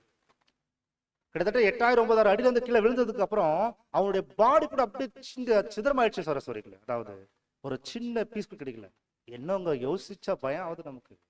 இஸ்ரேல அழிச்செல்லாம் நினைக்கக்கூடிய அந்த தருவாயில தேவன் பிளான் பண்ணுவார். ஏன்னா இஸ்ரேல் சும்மா எல்லாம் பிளான் இல்லை. யுகாயுகத்துக்கும் இஸ்ரேல் தான் தேவனுடைய தலைநகரமா இருக்கிறதுக்காக தேவன் வேலை பண்ணிட்டு இருந்தா இஸ்ரேல் அழிக்கலாம்னு சொல்லி எத்தனை வருஷம் இஸ்ரேல் அழிச்சாங்க தெரியுங்களா? அதெல்லாம் தெரியுங்களா? புரஜாதி காலத்துல எத்தனை தேசம் பிளான் பண்ண அத்தனை தேசம் ஆளுகை செய்தாங்க, எல்லாமே பண்ணாங்க. இஸ்ரேல் விட்டா தேவன் விட்டுட்டாரு. நீ மெதிச்சு சொல்றாருல்ல, புரஜாதியாரின் காலம் நிறைவேற வரைக்குமே எருசலேம் மிதிக்கப்படும், மிதிச்சாங்க. அதெல்லாம் காலம் முடிஞ்சு இப்ப தேவனே அந்த வாய்ப்பு ஏற்படுத்தி கொடுத்திருக்கும் போது எகெயின் இவர் பிளான் பண்ணும்போது ஹெலிகாப்டர் கிராஷ் ஆகி இவர் இறந்துட்டார் சரஸ்வதிகளே. அதுக்கப்புறம் அக்டோபர் 7 அந்த இஸ்ரேல் தேசத்துல, அதாவது அந்த ஒரு அருமையான பண்டிகை ஞாபகம் இருக்குங்களா? அக்டோபர் 7 வந்து அவள் பண்டிகை வரைக்கும் பாவ நிவாரண பலி பண்டிகை பாத்தீங்களா? அந்த நேரத்துல யாம் கபூர் எனக்கூடிய பண்டிகை செய்துட்டு இருக்கிற அந்த காலத்தை தான் அமாஸ் தீவிரவாதியை கொண்டு சின்வர் எனக்கூடிய ஒருத்தர் வந்து பிளான் பண்ணாரு. சின்வர், இந்த சின்வர் பாத்தீங்கன்னா இவர் தான் பிளான் பண்ணது. நீங்க போய் ஊருக்கு வெளியே போனீங்கன்னா ஊருக்குள்ளே பெண்கள் வந்து பாத்தீங்கன்னா நல்லா வந்து பாடல் பாடி போயிட்டு பண்ணிட்டு இருப்பாங்க. நேரடியா அவங்கள கற்பழிச்சு அவங்கள உடனடியா கொலை செய்து அவங்களுடைய பிள்ளைகளை கொண்டு போய் நீங்க அடிமையா வச்சுக்கிங்க சொல்லி ஆலோசனை கொடுத்து பிளான் பண்ணி ஒரு மிகப்பெரிய டீம், அதாவது தரை வழியாகவும் வான் வழியாகவும் அதுக்கப்புறம் அந்த பேராஷூட் வழியாகவும் எல்லாரும் உள்ள அட்டாக் பண்ணுங்க சொல்லி இம்மிடியா பிராக்ஷன் ஆஃப் செகண்ட்ல கிட்டத்தட்ட நினைச்சு பார்க்கறதுக்குள்ளே எவ்வளவு பேர் கொண்டுட்டாங்க சொல்லுங்க இந்த அமாவாசை விரோதி. இதை பிளான் பண்ணது யாரு, எக்ஸிக்யூட் பண்ணது யாரு, இது வந்து டிசைன் பண்ணது யாருன்னு கேட்டீங்கன்னா சின்வர் இவர் தான். இவரை அடிச்சாங்க பாருங்க கடைசியா போன வருஷத்துல. இவர் உக்காந்த இடத்துலயே அவர் அப்படியே பாத்தீங்கன்னா அந்த ஒரு மொசாட் டீம் வந்து அவர் கொண்டுட்டாங்க. இதெல்லாம் நீங்க பார்க்கும்போது ரொம்ப ஆச்சரியமா இருக்கும். இதெல்லாம் கடந்த வருஷம் ஜூன் மாசத்துல 2025 வருடத்துல 12 நாள் யுத்தத்துல மிகப்பெரிய தலைவர்களை, அதாவது ஒரே ஒரு தலைவர்களை விட்டுட்டு, ஒரே ஒரு தலைவர் விட்டுட்டு மீது எல்லாரும் அடிச்சாங்க. இஸ்ரேலை இல்லாதாக்கல நினைக்கிற ஒரு தலைவர் உலகத்துல இல்லை பட்சத்தில் அந்த அளவுக்கு கொண்டு போயிட்டாங்க. அப்ப பாருங்களேன், இது எல்லாம் மிகப்பெரிய தலைவர்கள் எல்லாம் கொண்டுட்டாங்க. நம்ம இவரு காமினி வந்து யாராவது ஒருத்தர் வச்சு பாருங்க, காமினி ஃபைனலா மீட் பண்ணது யாரு, இவரு இஸ்மாயில் ராஷி. இவங்க எல்லாம் ஒரே கங்கணம் கட்டிட்டு இஸ்ரேல் இல்லாத மாதிரி பண்ணிட்டாங்க. நம்ம இஸ்ரேல் இல்லாத மாதிரி பிளான் பண்ணிட்டு இருந்தோம். பட் நம்ம இப்போ ஒரு முக்கியமான கட்டத்துக்கு வரலாம். ஃபைனலா இவர் இருந்தார் பாத்தீங்களா, இவரை ஏன் விட்டு வச்சாங்க தெரியுங்களா? ஏன் விட்டு வச்சிருப்பாங்க? இந்த காமினி விட்டு வச்சாங்க சில வருஷத்துக்கு முன்னாடி, ஒரு 6 மாசம் விட்டு வச்சாங்க. அதை கரெக்டா பிளான் பண்ணி லாஸ்ட் February 28 or 27 தெரியாது, பூமிக்கு கீழே 100 அடிக்கு கீழே இருந்தாரு, அங்க போய் அடிச்சாங்க. அந்த டைம் பீரியட் என்னன்னு கேட்டீங்கன்னாக்கா, இது தேவனுடைய தெய்வீக திட்டத்தின்படி இஸ்ரேல் தேசத்திலிருந்து ஒரு மிகப்பெரிய தாக்கம் அங்க போக வேண்டும். அந்த காலகட்டத்துல மறிக்கணும் என்பது தேவ திட்டமா இருந்திருக்குது. இஸ்ரேலின் விரோதமாக எழும்பக்கூடிய ராஜாக்களையும் பிரபுகளையும் நான் வெட்டுவேன் என்ற விஷயம் ஈரான் பத்தி தீர்க்கதரிசனம் பைபிள் இருக்கு. ஈரான்ல இருக்கக்கூடிய ராஜாக்களை நான் ஒன்றுமில்லாத ஆக்குவேன் என்ற வசனம் நிறைவேற வேண்டிய காலப்பகுதி வந்துச்சு. தேவன் எந்த விஷயம் செய்தாலும் டைம் பிக்ஸ் பண்ணி தான் பண்ணுவார். நான் பார்க்கிறோம், எதுவுமே நிகழ்ச்சிகள் எந்த சம்பவமும் அப்படியே போயிட்டு இல்ல. பாருங்க, இதுக்கு ஒரு தீர்க்கதரிசன வசனம் இருக்கு. எசேக்கியேல், அதாவது எரேமியா 49 அதிகாரம் 38 வசனம் ஆச்சு. என் சிங்காசனத்தை வைத்து அங்கே இருந்து ராஜாவையும் பிரபுக்களையும் அழித்து போடுவேன் என்று கர்த்தர் சொல்லுகிறார். அங்கிருந்து ராஜாக்களையும் பிரபுக்களையும் அழித்து போடுவேன் சொல்லி கர்த்தர் சொன்னார். ஏலாம் நீங்க வந்து பிராங்க்ஷலுடைய கமெண்ட்ரி பார்க்கும்போது இது ஈரான் குறிக்குது. இந்த ஈரான்ல இருக்கக்கூடிய தலைவர்களை, அதாவது மிகப்பெரிய தலைவர் காமினி தான். அவர் ஒருத்தர் தான் மிகப்பெரியவரா எல்லாமே கட்டுப்பாடு வந்தார். அவர் கையில் யாரெல்லாம் இருந்தாங்க தெரியுங்களா? அடுத்த ஸ்லைடு பாருங்களேன். அவர் கூட யாரு இருந்தாங்க பாத்தீங்கன்னா, இந்த வசனம் படிச்சிருங்க. என்ன நடந்துச்சு, என்ன பண்ணிட்டார் ஆண்டவர்? இஸ்ரேலர் அழிக்கணும் என்று தலையாக இருந்த அத்தனை தலைகளையும் எடுத்துட்டார் ஆண்டவர். வசனம் சங்கீதம் 68:21 வசனம் வச்சு. மெய்யாகவே தேவன் தம்முடைய சத்துருக்களின் சிரசையும் தன் அக்கிரமங்களின் துணிந்து நடக்கிறவனுடைய மயிருள்ள உச்சந்தலையையும் உடைப்பார். அக்கிரமங்களில் துணிந்து நடக்கக்கூடிய உச்சந்தலை என்ன பண்ணுவார் ஆண்டவர்? பாத்தீங்களா? அப்போ அந்த உச்சந்தலைகளை உடைக்கும் போது February 28 இவரை கர்த்தர் எடுத்தார். இது எல்லாமே தேவனுடைய தெய்வ திட்டத்தின்படி போயிட்டு இருக்கு. அவர் கூட இருந்த 48 தலைவர்கள் உடனடியாக கொல்லப்பட்டார்கள் சகோதரிகள். அதனாலதான் இந்த தீவிரவாத அமைப்புகளை உருவாக்குனது இவங்க அண்டிருக்கிறதா. அடுத்து இஸ்புல்லா, அதாவது மாஸ் தீவிரவாதம், ISIS, அது அமெரிக்கா பண்ணது. இது போன்ற அநேக தீவிரவாதிகளை இவங்க தான் உருவாக்கிட்டு வந்தாங்கன்றது நம்ம இந்த பாடத்துல பார்க்கிறோம் பிரியமான சரஸ்வதி. அதனாலதான் ஆகாயில சொல்றார், நான் இன்னொரு தரம் வானத்தையும் பூமியும் அசைக்க பண்ணுவேன் என்ற வார்த்தை சொல்லுகிறார். ஏன் சங்கீதத்தை சொல்லுகிறது? இவர்கள் தேவனுக்கும் தேவனுடைய குமாரனுக்கும் அபிஷேகம் பண்ணப்பட்டவருக்கும் விரோதமாய் கூட்டமாய் கூடி ஏகமாய் சிந்திச்சிருக்கிறாங்க சொல்றார். அப்போ அவர் சொல்றார், தீர்மானத்தின் விவரத்தை சொல்லுகிறேன். என்ன சொல்றாரு? நான் இன்று உன்னை ஜனிப்பித்தேன், நீ என்ன கேட்டாலும் கொடுக்குறேன்னு சொல்லி வார்த்தைங்க சொல்றாரு. நான் பார்க்கிறோம் சரஸ்வதி. அப்படின்னாக்கா இப்ப என்ன நடந்தது? இந்த ஒரு யுத்தத்துல நடந்த போது உலகம் எங்கிலும் இருக்கக்கூடிய மிகப்பெரிய தலைவர் என்ன பண்ணிட்டாங்கன்னாக்கா, நம்ம பிரச்சனையை வந்து அதிகமானா கூட ஷேர் மார்க்கெட்ல போய் என்ன பண்ணலாம், போட்டு நம்ம என்ன பண்ணலாம், காசு வாங்கிடலாம் சொல்லி பிளான் பண்ணிருந்தோம். ஷேர் மார்க்கெட் பாத்தீங்கன்னா சவரஸ்வரிகளை இம்மிடியட்டா உச்சக்கட்ட அளவுக்கு போயிட்டு இருந்த சில முக்கியமான பிசினஸ் வந்து அப்படியே டவுன் ஆச்சுன்னு பாக்குறோம். ஷேர் மார்க்கெட்ல எத்தனை கோடிக்கணக்கான லட்சக்கணக்கான காசு ஆச்சு பாத்தீங்கன்னா விட்டு போயிடுச்சு. நம்ம பார்க்கணும், அதுல யாருமே எதிர்பார்க்காத அளவுக்கு சில இடங்கள்ல கேஸ் பிரச்சனை வந்து நம்ம பார்த்தோம். வந்துச்சுங்களா? நம்ம எல்லாருமே அந்த எக்ஸ்பீரியன்ஸ்குள்ள போனோமா இல்லைங்களா? சில பேருக்கு 2-3 கேஸ் இருக்கும்போது ஏதோ தெரியாம பேலன்ஸ் பண்ணிட்டாங்க. ஆனா கேஸ் பிரச்சனை வந்த போது பெருசா தெரியல இல்லையா? எங்கேயோ 2 தேசத்துக்கு யுத்தம் வரப்போகுது, எங்க கேஸ் பிரச்சனை வருதுன்னா உலகம் எங்க இருக்கிற எல்லா தேசம் ஒன்னா சேர்ந்து இப்ப யுத்தம் பண்ணாங்கன்னா என்ன நடக்கும்னு யோசிச்சு பார்க்க முடியுதா? யோசிக்க முடியுதா நம்மளால? யோசிச்சோன்னு வச்சுக்கோங்களேன், நம்ம இன்னும் தீவிரப்படுத்துவோம் நம்ம வாழ்க்கை, இன்னும் பலி ஜீவித்த இன்னும் வைரப்படுத்தும். அதுல ஆட்டோ ஓட்டக்கூடியவங்க எவ்வளவு கஷ்டப்படுறாங்க தெரியுங்களா இந்த கேஸ்க்காக. அப்போ எவ்வளவு கஷ்டப்படும் போது, சமுதாயத்தில் நெருக்கடி வரும்போது அவங்க என்ன கேட்பாங்க, அரசியல்வாதிகளை பார்த்து கேட்பாங்க, எங்களுக்கு ஏதாவது நன்மை செய்யுங்க சொல்லும் போது அவங்க என்ன சொல்றாங்கன்னா, இந்த இந்தியாவுடைய பிரைம் மினிஸ்டரா இருந்தாலும் கர்நாடகாவுடைய அசிஸ்டன்ட் மினிஸ்டர் என்ன சொல்றாங்க, அது எங்க பிரச்சனை கிடையாதுன்றாங்க. அவங்க எதுவுமே என்ன சொல்றாங்க, எங்க பிரச்சனை கிடையாதுன்றாங்க. அப்ப ஜனங்க என்ன சொல்லுவாங்க தெரியுங்களா, உங்க பிரச்சனை இல்லை தானே, அப்ப எங்கள்கிட்ட ஏன் ஓட்டு வாங்குறீங்க கேட்கறாங்க. நீங்க கவனிச்சிங்க, நியூஸ்ல கவனிச்சிங்களா, எங்கள்கிட்ட ஓட்டு வாங்குறதுக்கு எதுக்கு நீங்க வரீங்க, அது சில வார்த்தை யூஸ் பண்ணிட்டாங்க, தேவையில்லை. உங்களை எந்த முகத்தை வச்சு எங்கள்கிட்ட நீங்க வந்து வாங்க வரீங்க, நீங்க பேசாம செத்துருங்க சொல்லிட்டாங்க சில பேர் தெரியுங்களா. நீங்க தேசத்து ஆளுகை செய்யறதுக்கு செத்துடுங்க பேசாம, நாங்க எங்க வீட்டுல சாப்பிடலாம் சாப்பிடன்ற அப்படியெல்லாம். அப்படின்னா சின்ன சின்ன ஒரு பிரச்சனைகள் 1 மாசம் 2 மாசம் தாங்க முடியாத அளவுக்கு வரும்போது இந்த அளவுக்கு மனிதனுடைய எண்ணம் அவ்வளவு அது கொந்தளிக்குது. நீங்க கொஞ்சம் யோசிச்சு பாருங்களேன், வருஷ கணக்கு, 1 வருஷம் 2 வருஷம் 3 வருஷம் அப்படியே யுத்தம் நீடிச்சு போச்சுன்னா மனிதன் என்ன ஆயிருவாங்க யோசிச்சு பாருங்களேன். அப்போதான் அது வசனம் வரும், எது ஐஸ்வர்யவானே உங்களுடைய ஐஸ்வர்யத்துக்கு கடைசி காலத்துல நீங்க ஐஸ்வர்யத்தை சேர்த்துட்டீங்க, நீங்க துக்கி தளருங்கள், எனக்கா உங்க காலம் முடிஞ்சது.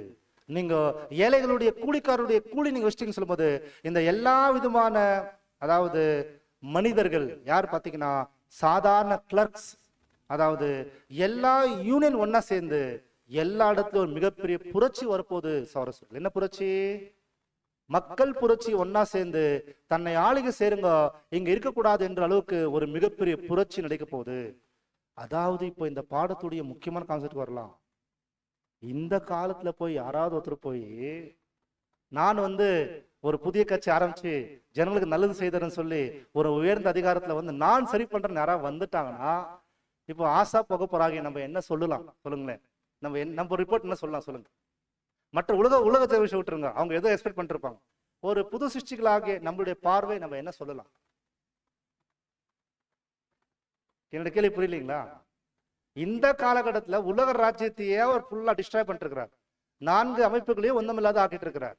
அதனால இப்ப யாராவது ஒரு புதுசா அரசியல் வந்து இல்ல புதுசா நாங்க ஏதாவது கட்சி ஆரம்பிச்சோம் இல்ல மற்ற ஏதோ விஷயத்துல யாரோ ஒரு மாற்றம் வரும்போது எல்லா உலகத்தை நன்மை செய்திட முடியுமான்னு சொல்லி நினைச்சாங்கன்னாக்கா நம்ம என்ன நினைக்கலாம் சொல்லுங்களேன்.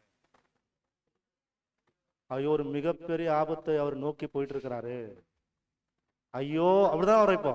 ஐயோ ஏன்னா அடுத்து யாருக்கு இது கொடுக்க போறாரு கேட்டீங்கன்னா, தன்னுடைய பிரபுவாகிய ராஜாவாகிய இயேசு கிறிஸ்துக்கு மெஸ்ஸியாக்கு அபிஷேகம் பண்ணி ராஜ்யத்தை கொடுத்துட்டாரு. இப்ப யாருக்கு அடுத்து கொடுக்க போறாரு? அவருடைய சர்ச் கிளாஸ் கொடுக்க போறாரு, கரெக்டுங்களா? அவர் சர்ச் கிளாஸ் கொடுக்கும்போது அவர் என்ன பண்ணுவார் பாத்தீங்கன்னா, ஒருவனை உயர்த்தி ஒருவனை தாழ்த்துவது தேவன் மாற்றம் தான். வசனம் வாசிக்கலாம் பாருங்க, சங்கீதம் 75 ரொம்ப தெளிவா சொல்றார். 75 வசனம் 6 இல்ல 7 வசனம், 7 வசனம் 75 6ஆம் வசனம், 7 படிச்சிடும். 7ஆம் வசனம், தேவனே நியாயாதிபதி, ஒருவனை தாழ்த்தி ஒருவனை உயர்த்துகிறார். ஒருவனை தாழ்த்தி ஒருவனை உயர்த்துகிறது. அப்படின்னா உலகத்துல சில மாற்றம் வரலாம். அரசியல்ல யாரோ ஒருத்தர் புதிய கட்சி ஒருத்தர் ஆரம்பிக்கலாம், இல்ல ஒருத்தர் புதுசா ஒருத்தர் ஒரு அமைப்பு ஒரு இடத்துக்கு வரலாம். யாரும் உலகத்துல எங்க வந்து எங்க போய் எங்க இருந்தா கூட யார் தான் அதெல்லாம் செய்யறது? எப்பயுமே மனிதர்களா தேவனா? அது பைபிள் ஏதாவது எவிடன்ஸ் இருக்கா? நான் சொல்றேன், நான் என் கை நீட்டி உலகத்தை ஆட்சி செய்வதற்காக நெபுகாத் நேச்சருக்கு வாய்ப்பு நான் தான் கொடுத்தேன். அவனுக்கு பெருமை வரும்போது நான் அவனை தலைவன் வசனம் இருக்கு இல்லையா? அதே போல இன்னைக்கு உலகத்துல அத்தனை பேருமே அவருடைய மேல் பார்வையின் கீழே தான் இருக்கிறாங்க சொல்லி. அப்போ உலகத்தை ரட்சிப்பதற்கு யாரால தான் செய்ய முடியும்னு கேட்டீங்கன்னா 6ஆம் வசனம் இப்ப வாசிங்க. 75 சங்கீதம் போயிட்டு இருக்கோம். நம்ம சங்கீதம் 75 பார்த்துட்டு இருக்கோம். 6ஆம் வசனம் வாசிங்க. கிழக்கிலும் மேற்கிலும் வனாந்திர திசையிலும் இருந்து ஜெயம் வராது. கிழக்கிலும் அப்புறம் மேற்கிலும் என்ன வராதுங்களா? ஜெயம் வராது. அப்ப யார் எதிர்பார்க்க கூடாது? நம்ம இந்த உலகத்துல எந்த தேசத்துல இருந்து எங்கேயுமே ஒரு ஜெயம் வராது என்பதுனா எந்த இடத்துல நன்மை வர்றதுக்கு வாய்ப்பே கிடையாது. அப்ப எங்க இருந்து வரும்? கிழக்கிலும் மேற்கிலும் ஜெயம் வராதுன்னு சொன்னா இப்ப நீங்க தான் பதில் சொல்லணும். கிழக்கு மேற்கு சொல்லிட்டாரு, இன்னும் ஒரு பிளேஸ் இருக்குதுங்களா? வடக்கு, நார்த் சைட்ல இருந்துதான் நன்மை வரும். நார்த் எதை குறிக்கிறது? நார்த் பத்தி எங்க நம்ம கிளாஸ் படிச்சிருக்கோமா? பைபிள்ல படிச்சிருக்கோமா? நார்த். அந்த குதிரை, கருப்பு குதிரை எங்க போச்சுங்களா? நார்த்துக்கு போச்சு. நார்த் குறிக்குது. 48ஆம் சங்கீதத்துல வசனம் இருக்குது, நார்த் சைட்ல தேவன் வாசம் செய்யறாரு. அங்க இருந்துதான் மனு குலத்துக்கு ரட்சிப்படும். அது எங்க வரும்? சியோன்ல இருந்து வேத வாக்கியமும் எருசலேம்ல இருந்து தேவனுடைய வார்த்தை போன வசனம் இருக்கு பச்சை நம்ம. அப்போ தலையாகிய சபையும் தலையாகிய இயேசுவும் சபையும் உயிர்த்தெழுதல்ல பூமியில உலகம் முழுக்கம் இருக்கக்கூடிய ஜனங்களுக்கு ஆஸ்வதிப்பதற்காக பழைய ஏற்பாடுகிற விசுவாச வீரர் வருவாங்க. இது பைபிள் வசனம் இருக்கா? 75 சங்கீதத்துல அவர் பேசுறாரு, மற்ற எல்லா கொம்பையும் நான் ஒடிச்சிருவேன். அதாவது இப்ப இருக்கக்கூடிய எல்லா கொம்பை எல்லா அதிகாரங்களும் ஒன்றுமில்லாத ஆக்க போறேன். இஸ்ரேல இப்பட இஸ்ரேல இருக்கக்கூடிய தலைவர்களும் சுயநலத்துக்காக தான் இருக்கிறாங்க. அதாவது நான் தேவனால மாற்றத்தான் காப்பாற்றப்படுவேன்ற எண்ணம் வர வரைக்குமே யார் இருக்காங்களோ அவங்களதான் காப்பாற்ற போறாரு. மீது எல்லா தலைவரையும் எல்லா கொம்புகளையும் முறியடிக்க போறாரு. அதுதான் 75 சங்கீதம். 75 சங்கீதம் 10 வசனம் எடுத்து நம்ம வாசிச்சு பார்க்கலாம் பாருங்க. 75 சங்கீதம் 10 வசனம். துன்மார்க்கருடைய கொம்புகளை எல்லாம் வெட்டி போடுவேன். துர்மார்களுடைய கொம்புகள் எல்லாம் வெட்டி போடுவேன். அப்ப நீங்க நம்ம என்ன மனசுல வச்சுக்கணும் கேட்டீங்கன்னா சோரசோரிகளே, துர்மார்களுடைய கொம்பை எல்லாம் வெட்டிடுவார்னா உலக ராஜ்யங்கள் இருக்கக்கூடிய அனைத்து அதிகாரிகள், அது ட்ரம்பா இருக்கலாம், புட்டினா இருக்கலாம், அது மோதியா இருக்கலாம், உலகத்துல யாரா இருந்தா கூட எல்லா கொம்புகளையும் இதுக்கு அப்புறம் யார் வந்தாலும் முறியடிச்சுட்டே இருப்பார். இதுக்கு பைபிள் வசனம் இருக்கு இல்லைங்களா? கவிழ்ப்பேன் கவிழ்ப்பேன் கவிழ்ப்பேன், கவிழ்த்து கொண்டே இருப்பார். கரெக்டுங்களா? ஆனா அடுத்து இப்போ வாசிங்க, அந்த வசனத்துல அடுத்து வாசிங்க. நீதிமான்களுடைய கொம்புகளோ உயர்த்தப்படும். நீதிமானுடைய கொம்போ உயர்த்தப்படும். இது யாரு? 75 சங்கீதம் பார்த்துட்டு இருக்காரு ஆசாப்பு. உண்மை துதிக்கிறோம் ஆண்டவரே, வரக்கூடிய நாட்களை பார்க்கும் போது ரொம்ப ஆச்சரியமா இருக்குது. ஆனா நீங்க ஏதோ ஒரு செய்கை செய்கிறீங்கன்னு சொன்னா உங்க நாமும் சமீபமா இருக்குன்னு சொல்லக்கூடிய வார்த்தை அங்க பேசும்போது, இஸ்ரேல் ஈரானுக்கு யுத்தமா இருந்தாலும், 3ஆம் உலகப் போர் உலகத்துக்கு வரத்தா இருந்தாலும், இது எல்லாமே நடந்ததுக்கு அப்புறம் நான் நீதிமான் கொம்பை உயர்த்த பண்ணுவேன். யாரும் நீதிமான் கொம்பு? முப்பிதாக்கள், பழைய ஏற்பாடுல வரக்கூடிய முப்பிதாக்கள், ஆபேல் முதல் யோவான் ஸ்நானகனை வரைக்குமே இவங்க யாருமே சற்றுமே யோசிக்காத அளவுக்கு உயர்ந்த அதிகாரிகளையும் உயர்ந்த நியாயமாய் ஆளுகை செய்யக்கூடிய நல்ல மனிதர்களை அவர் ஏற்கனவே உருவாக்கி வச்சிருக்கிறார். இவங்க ஓட்டு போட்டு தேர்ந்தெடுத்தா கூட ஒரு நல்ல மனிதன் வரமாட்டாரு. தேவனே சூஸ் பண்ணி வச்சிருக்கிற அந்த கொம்புகளை உலகத்துக்கு உயர்த்துவார். அதுதான் இஸ்ரேல்ல அவர்கள் உயிர்த்ததும் வழிபடுவாங்க. அந்த நபர்கள் மூலமா தான் உலகத்துக்கு நன்மை வரும். அப்ராம், மோசே, தாவீத், எரேமியா, எசேக்கியேல், யோவான் ஸ்நானகன், இது போன்ற அத்தனை பேர் உலகத்தை ஆட்சி செய்ய போறாங்க. அப்படின்னு என்ன நடக்க போதப்போ நீங்க தான் பதில் சொல்லணும். பதில் சொன்னீங்கன்னா நான் பாடம் சீக்கிரம் முடிச்சிடறேன். இன்னொரு தரம் வானத்தையும் பூமியும் அசைக்கப்படணும். கரெக்டுங்களா? கரெக்டுங்களா? அதாவது ரொம்ப எளிமையா சொல்ல போனா ரீப்ளேஸ்மெண்ட் பண்ணணும். எதவை? வானத்துல சாத்தான் தூதரும் அங்க இல்லாத போனோம், அங்க இயேசுவும் சபை வரணும். 3ஆம் உலகம் பூமியில இந்த 4 அமைப்புகள் இல்லாத போனோம். இந்த அதிகாரிகள், எம்எல்ஏ, எம்பி, மினிஸ்டர்ஸ் எல்லாம் இல்லாத போனோம். இதுக்கு ரீப்ளேஸ்மெண்ட் விசுவாச வீரர் வரணும். வருவாங்க ஆண்டவரேன்னு சொல்லிதான் யார் பார்த்துட்டு இருக்கிறார் இந்த காட்சியை? யார் பார்த்துட்டு இருக்க? 75 சங்கீதம் யார் பார்த்துட்டு இருக்கிறா? ஆசாப் வருவாங்க, நீங்க செய்வீங்கன்றதுதான் உங்களுடைய ராஜ்யம் சமீபமா இருக்குது, கண்ணுக்கு தெரிஞ்ச ராஜ்யன்ற அந்த பார்வையை ஆசா பார்த்துட்டு இருக்கிறாரு. 2ஆம் சங்கீதம் யார் பார்த்துட்டு இருக்கிறா? தாவீது பார்த்துட்டு இருக்கிறார் பரிசுத்தாவினால. உலக ராஜ்யங்கள் எவ்வளவுதான் முடிவு பண்ணியிருந்தாலும் இந்த ஒரு உலகத்துல நீங்க மாற்றத்தான் அந்த ராஜ்யத்தின் ஆசீர்வாதம் கொண்டு வர முடியும் சொல்றாங்க. அப்ப என்ன நடக்க போகுது? கன்க்ளூஷனா படிச்சு நம்ம பாடத்துறைக்கு நிறைவேற்றலாம். என்ன நடக்க போகுது அடுத்து தெரிஞ்சு வச்சுக்கலாம்.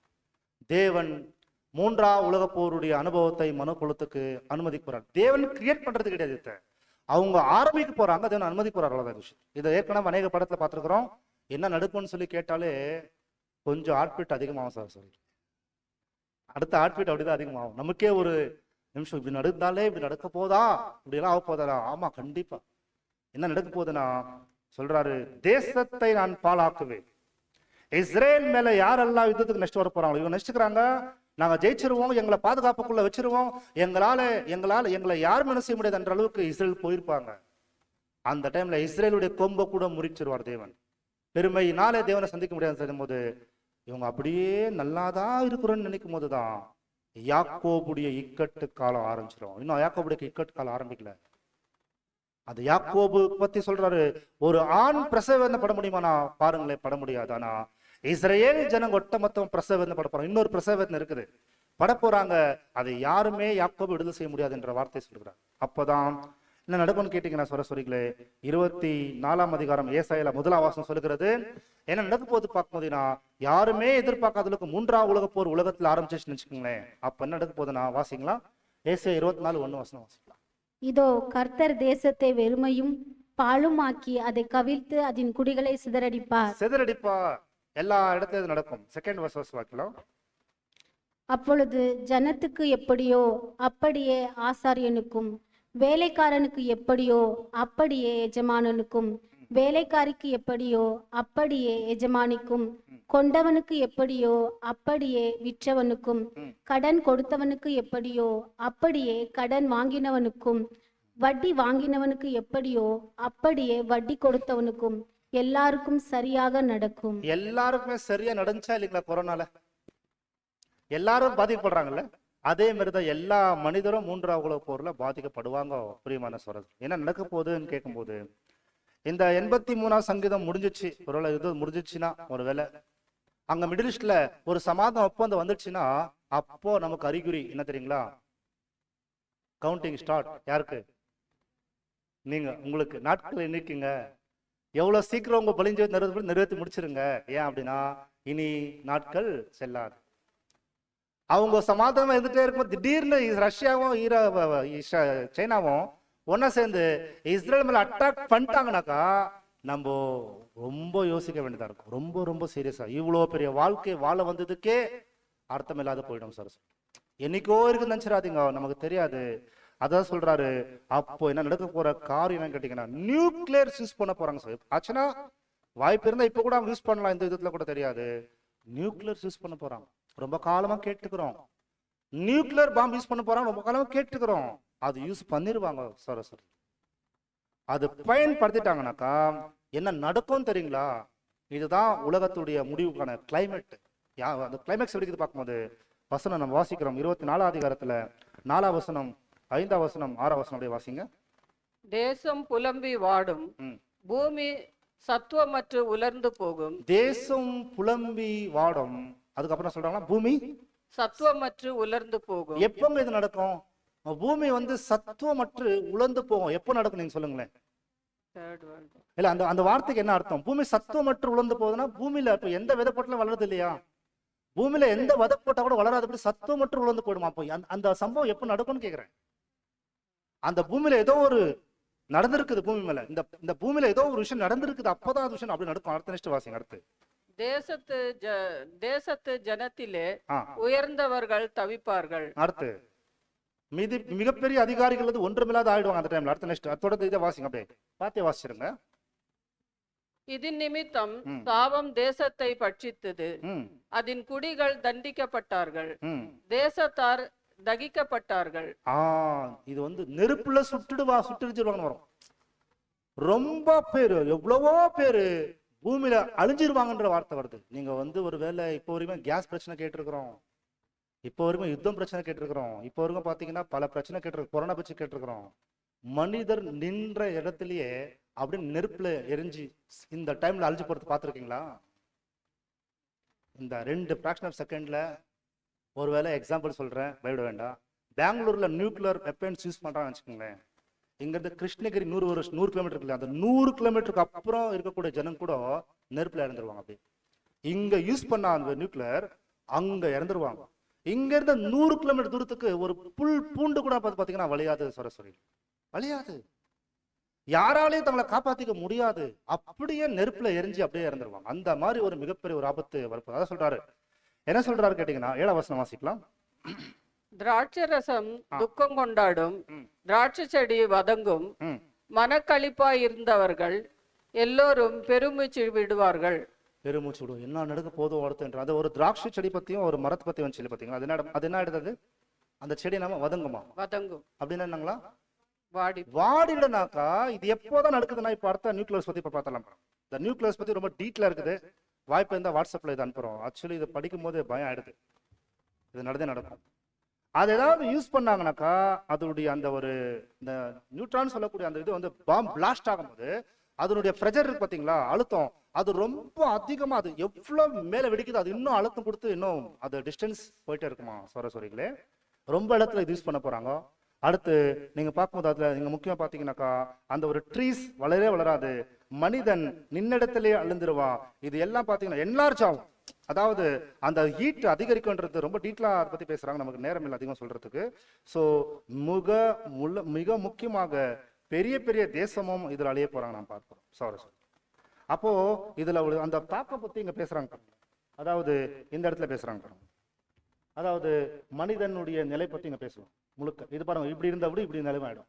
எத்தனையோ 1000 வருஷம் ஆனா கூட பூமியில ஒரு புல் புண்டு கூட முளைக்காது. இந்த என்டையர் இடத்துல அந்த அளவுக்கு உலகத்துல வந்து 1000 வருஷம் கூட தாண்டி போயிடுமா அந்த மாதிரி நெருப்பு வந்து பூமியில வந்துச்சுனாக்கா எந்த தேசத்துலயும் எதை செய்ய முடியாதான். அப்போ இஸ்ரேல் மேல தாக்குதல் செய்யக்கூடியவர்களாக நியூக்ளியர் அங்கேயும் யூஸ் பண்ண போறாங்க, மற்ற இடங்களும் யூஸ் பண்ண போறாங்க.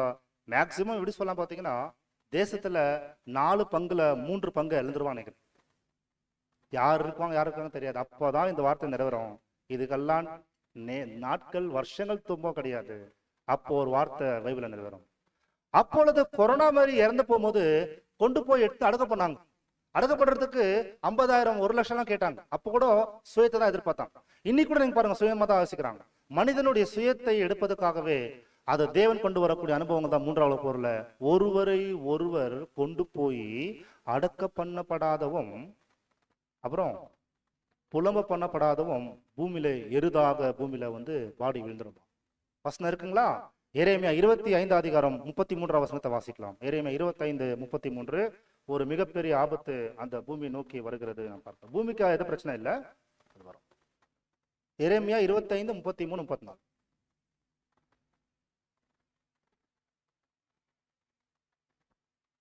அக்காலத்திலேயே பூமியின் ஒரு முனை துவங்கி பூமியின் மறுமுனை மட்டும் கர்த்தரால் கொலையுண்டவர்கள் கிடப்பார்கள். அவர்கள் புலம்படாமலும் அடுத்த வாசம் சேர்க்கப்படாமலும் அடக்கம் பண்ணாமலும் பூமியின் மேல் ஏறுவார்கள். எருவா இருப்பாங்க. எருவாய் கரெக்டுங்களா? அப்ப அடக்க பண்ணப்படாதுன்னா அடக்க பண்ண முடியாத அளவுக்கு இந்த உலகத்துல வந்து என்ன இருக்கும். அப்போ சகோதர சகோதரிகளே, தயவு செய்து இது ஒரு இன்ஃபர்மேஷனாக யாரும் கேட்டுடாதீங்க. ஒரு தகவல் ஏதோ கேட்டுட்டு இருக்கோம். இன்னைக்கு சண்டே சர்வீஸ்ல வந்து ஏதோ ஒரு பாடம் கேட்டோம் ஆச்சுங்களா, முடிச்சோம், ஒரு தகவல் கேட்டோம், அப்படி மாற்றம் யாருமே தயவு செய்து போயிட வேண்டாம். இது நமக்காக சொல்லப்பட்டிருக்கிற ப்ராபசி. அதாவது நீங்க சீக்கிரம் உங்களுடைய ஓட்டத்தையும் திறந்து கொள்வதை உறுதிப்படுத்துங்க.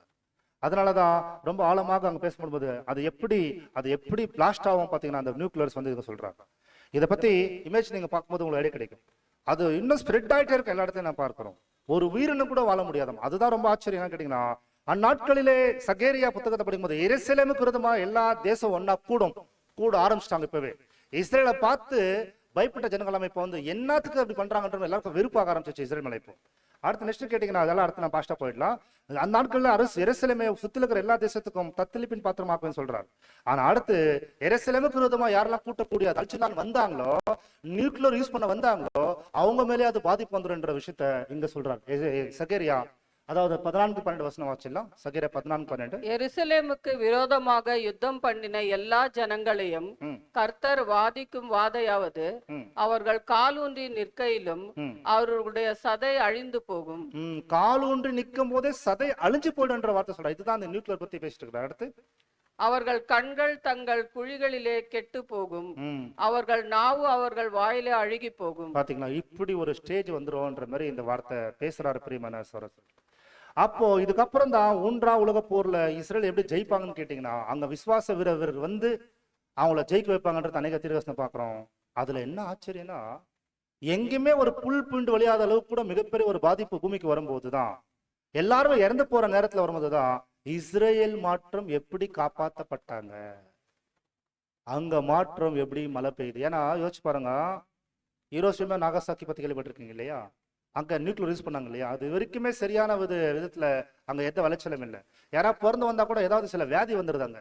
அதனால சொல்ல எப்படி இஸ்ரேல்ல மாற்றம் தான், எப்படி அங்க மழை வருது, எப்படி அவங்க செத்து பொண்ணுங்க எந்த வராங்கன்ற விஷயத்த கேட்கும் போதுதான் அங்க தேவன் அங்க இருக்கிறார் என்று கேள்விப்பட்டோம் என்று இஸ்ரேல் ஜனங்களுக்கு விரோதமாக எழும்பின அத்தனை பேருமே உங்கள் தேவன் உங்களும் நடுவில் இருக்கிறார் என்று கேள்விப்பட்டோம் என்று ஒருவருக்கு ஒரு கூட்டம் கூடி இஸ்ரேலை நோக்கி அந்த ஆசீர்வாதம் பெற்றுக்கொள்றதுக்கு போறாங்க. அதையும் ஆசாப்பு வகுப்பார் பாக்குறாங்க. இந்த கான்செப்ட் உலகத்துக்கு யாருக்கும் தெரியாது. இஸ்ரேல்ல யுத்தம் நடந்ததுக்கு அப்புறம் நடக்க போகிற விஷயம். அதுதான் நான் படிச்சிடலாம். சகேரியா 8ஆம் அதிகாரம் 21, 22, 23. ஒரு பட்டணத்தின் குடிகள் மறுபட்டணத்தின் குடிகளில் போய் நாம் கர்த்தருடைய சமூகத்தில் விண்ணப்பம் பண்ணவும் சேனைகளின் கர்த்தரை தேடவும் தீவிரித்து போவோம், வாருங்கள், நாங்களும் போவோம் என்று சொல்லுவார்கள். இப்படி எல்லா தேசமும் இஸ்ரேல்ல தேவன் ராஜ்யம் ஆரம்பிச்சிருக்குது. அங்க ஏதோ ஒரு வல்லமை இருக்குன்னு சொல்லி யாராலையும் புரிந்து கொள்ள முடியாத விஷயம் ஒன்று இருக்கு. இஸ்ரேல்ல தேவன் இருக்கிறார் என்று கேள்விப்பட்டோம் என்று இப்படி ஒவ்வொரு தேசம் ஒப்பந்தம் செய்துட்டு தொடர்ந்து வாசிங்க. அடுத்து, அநேக ஜனங்களும் பலத்த ஜாதிகளும் எருசலேமிலே சேனைகளின் கர்த்தரை தேடவும் கர்த்தருடைய சமூகத்தில் விண்ணப்பம் பண்ணவும் வருவார்கள். பாத்தீங்களா, இந்த காலம் கூட கூடிய அப்படின்னா ஆபத்து, இந்த தேசத்துல உலகத்துல முடிவுகள், அப்புறம் அந்த அழிவு எப்படி வரப்போகுது, அதுக்கப்புறம் ராஜ்யத்தின் ஆசை வரப்போகுது, எல்லாமே நம்ம என்ன பண்றோம், ஒரு ஹால்ல உட்காந்துட்டு பார்த்துட்டு இருக்கோம். ஸோ ஒரு மிகப்பெரிய ஆசீர்வாதம் இல்லைங்களா, உலகமே அங்க கடந்து போக போகுதுன்றது நம்ம பார்த்துட்டு இருக்கோம். ஆகையால் சகோதர சகோதரிகளே, இந்த ஒரு காலத்துல நம்ம வாழும்போது உலகமெங்கிலும் ஒரு யூதனுடைய தொங்கலை பிடிச்சி கர்த்தர் உங்களோடு இருப்பார் என்று சொல்லுவாங்களாம். வாசிங்க. அடுத்து, அந்நாட்களில் பலவித பாஷைக்காரராகிய புறஜாதிகளில் 10 மனுஷர் ஒரு யூதனுடைய வஸ்திர தொங்கலை பிடித்து கொண்டு, தேவன் உங்களோடு இருக்கிறார் என்று கேள்விப்பட்டோம், ஆகையால் உங்களோடு கூட போவோம் என்று சொல்லி அவனை பற்றி கொள்வார்கள் என்று சேனைகளின் கர்த்தர் சொல்லுகிறார். இது எல்லாம் நடக்கும். இப்போ என்ன தீர்வசம் நடந்திருக்குதோ இதுவும் நடக்கும். அப்போ எவ்வளவு சந்தோஷமா இருக்கு மனசுல. அந்த ராஜ்யத்துக்குள்ள எல்லாரும் வருவாங்கன்ற ஒரு விசுவாசம் இருக்குது இல்லையா? அப்படின்னா யாக்கோபுடைய இக்கட்டு காலம் இன்னும் வரல, ஒரு பிரசவம் வரப்போகுது. உலகமே பிரசவப்பட்டு இருக்கு. ஆனா சகோதர சகோதரர், இப்போ நாம் என்ன செய்ய வேண்டும் என்பதை நம்ம இந்த பாடத்துல பார்க்கும்போதுதான் கன்க்ளூஷன், நமக்கான படிப்பினை பார்த்துட்டு நம்ம பாடத்தை முடிவு செய்யலாம். நமக்கான படிப்பினை என்ன இந்த இடத்துல கேட்கும்போது சகோதர சகோதரிகளே, ஈரானுடைய தீர்க்கதரிசனத்தை பார்த்துட்டோம். அதே போல உலகத்தின் ராஜாக்களை ஒன்றுமில்லாதாக்கிறதையும் பார்த்துட்டோம். ஆனா நமக்கான படிப்பினை என்னன்னு இப்ப கேட்டீங்கன்னா சகோதர சகோதரிகளே, நமக்கான படிப்பினை ஒன்று இருக்கிறது. அதுன்னு கேட்டீங்கன்னா, நாமும் நமக்குள்ளே தவிக்கிறோம் என்ற வார்த்தை வருது பாருங்க. வாசிக்க அது வசனம் படிச்சிடலாம். ஒரு நிமிஷம் தான், ஒரே நிமிஷம்.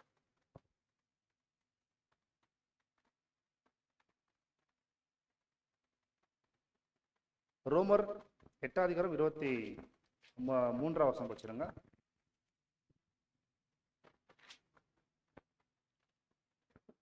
ரோமர் 8:23 வசனம். அதுவும் அல்லாமல் ஆவியின் முதற் பலன்களை பெற்ற நாமும் கூட நம்முடைய சரீர மீட்பராகிய புத்திர சுகாரம் வருகிறதற்கு காத்திருந்து நமக்குள்ளே தவிக்கிறோம். அப்போ நாமளும் என்ன, நமக்கு ஒரு விடுதலை வரணும் இல்லைங்களா? நமக்கு எங்கிருந்து விடுதலை வரணும்? இந்த மாம்சீக ஜீவியத்தில இருந்து புது சிருஷ்டியாக நாம் ஜனிப்பிக்கப்பட்டு புதுப்பிக்கப்பட்டு, அதாவது அர்ப்பணிக்கப்பட்ட நம்ப எப்படியாவது நாம் இந்த மாம்ச சரீரத்துல இருந்து விடுதலை பெறணும். அப்போ தினந்தோறும் நமக்கு ஒரு மிகப்பெரிய ஒரு வாய்ப்பு இருக்குது. நாம் தினந்தோறும் இந்த ஓட்டத்தை ஓடி முடிப்பதற்காக. பிரியமான சகோதர சகோதரிகளே, இறுதி நாட்கள்ல வந்துட்டோம். எல்லா தீர்க்கதரிசனம் நிறைவேறிட்டு இருக்குது. அது யாருக்கும் காத்திருக்காது, அது நடந்தே நடக்கும்.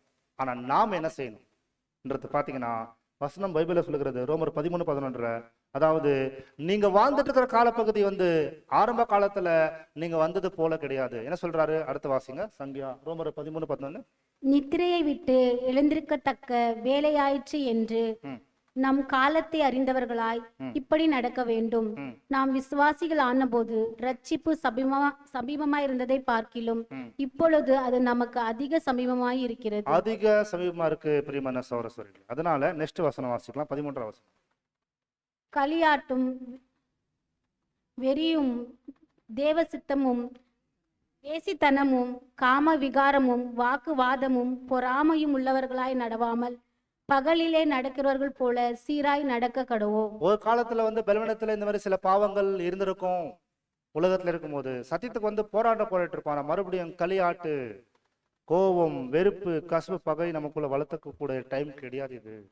ஏன்னா நம்மளுடைய அழைப்பையும் தெரிந்து கொள்ளக்கூடிய காலப்பகுதியில் இருக்கிறோம். அப்ப நம்ம செய்ய வேண்டிய விஷயம் பாத்தீங்கன்னா சௌரஸ்வரிகளை, முதலாவது நாம் செய்ய வேண்டிய விஷயம் பாத்தீங்கன்னா நம்ம எல்லாரும் ஒற்றுமையா இருக்க கத்துக்கணும். சௌரஸ்வரி, நம்ம எல்லாமே சகோதரர்கள் ஒருமித்து வாசம் செய்வது எத்தனை இன்பமானது என்று வார்த்தை இருக்கிறது.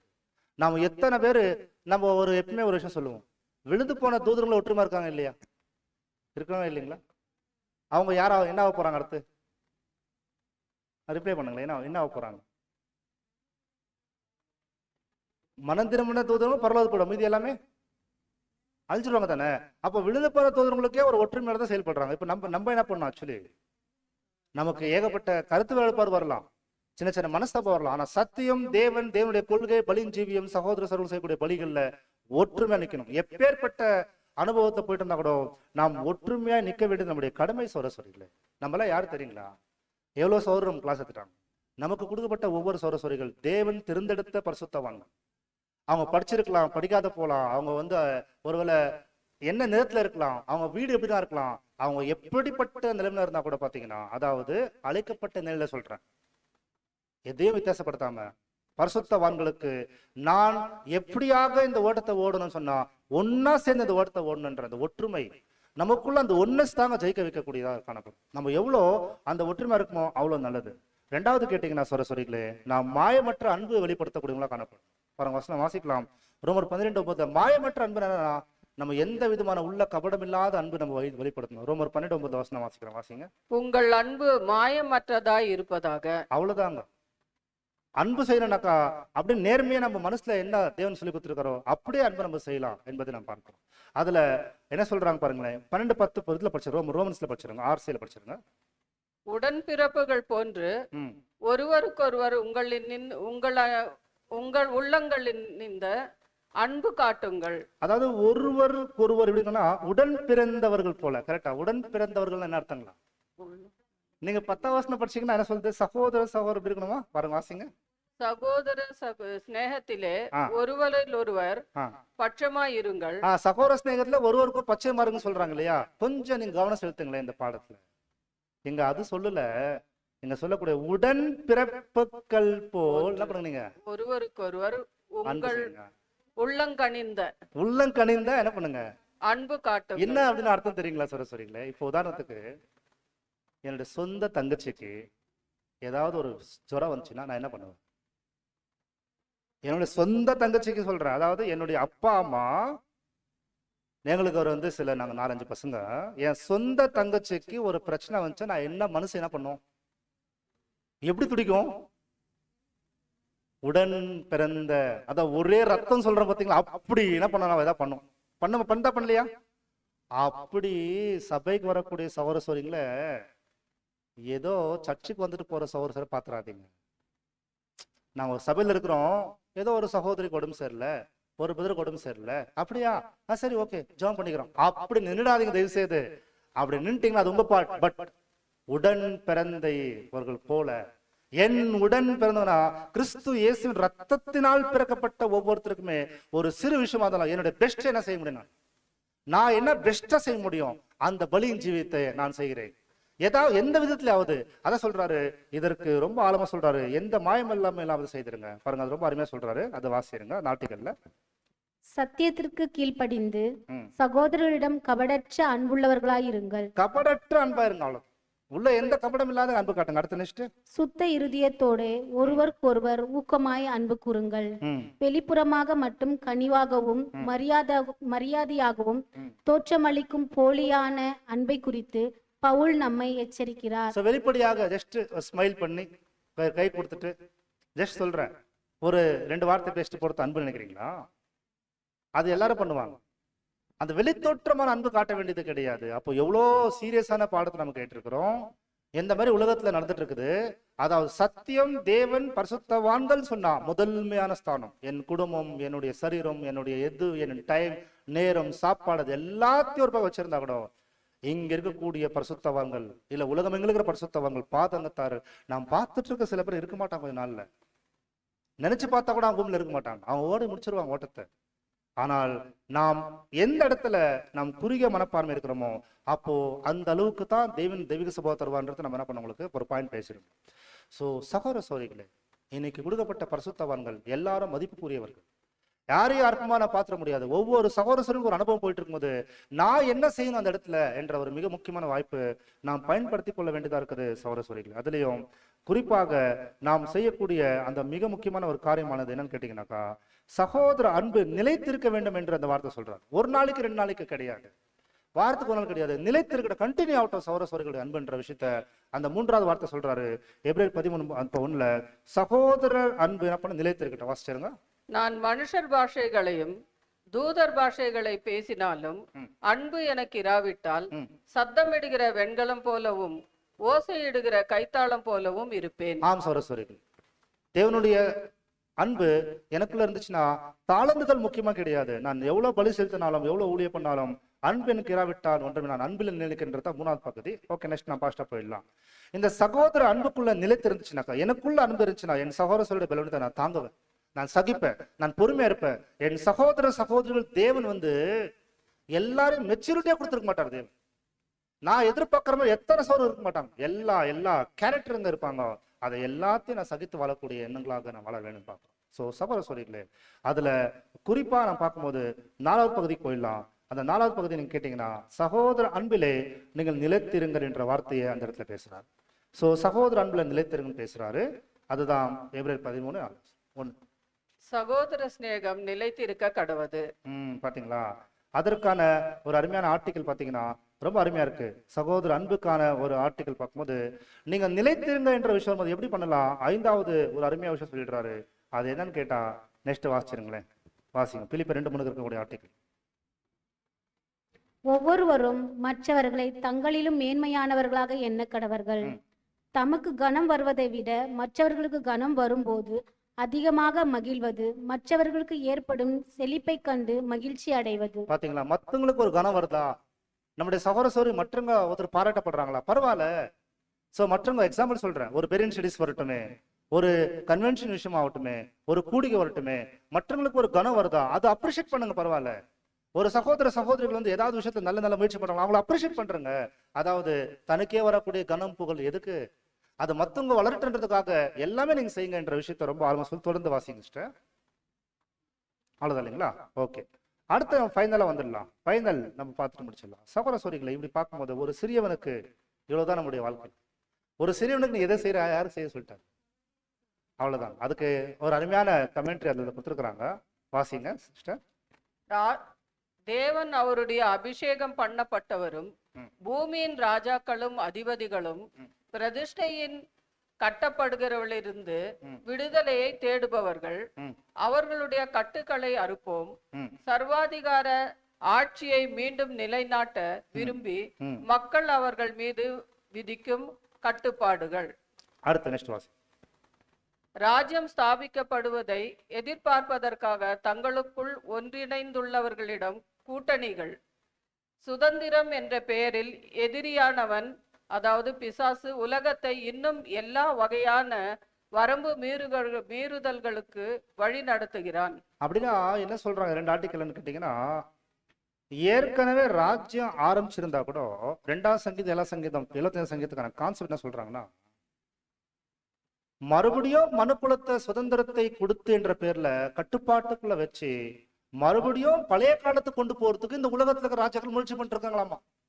ஆனா இது தற்காலிகமானது, சாத்தான் பண்ணக்கூடிய எந்த விதமான முயற்சியும் நிக்காது, தோல்வி அடைஞ்சுன்றது இந்த கான்செப்ட் சொல்றாங்க.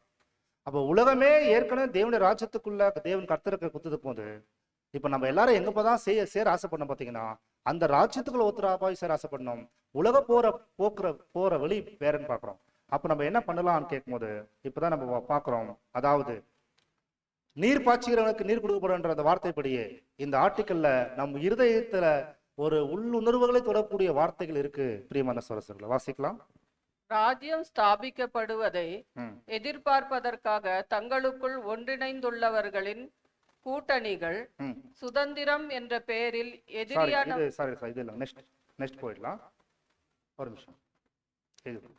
தாராளமானவர்கள் வெறும் பூமிக்குரிய காரியங்களில் மட்டுமல்லாமல் விசேஷமாக தங்களுடைய இருதயம், மனம் மற்றும் சிந்தனைகளில் நன்மனமும் அன்பும் கொண்டவர்கள், கிறிஸ்துவை போல் மற்றவர்களுடன், குறிப்பாக விசுவாச குடும்பத்தாருடன் உலக பிரகாரமான அல்லது ஆவிக்குரிய நன்மைகளை பகிர்ந்து கொள்ள விரும்புவார்கள்.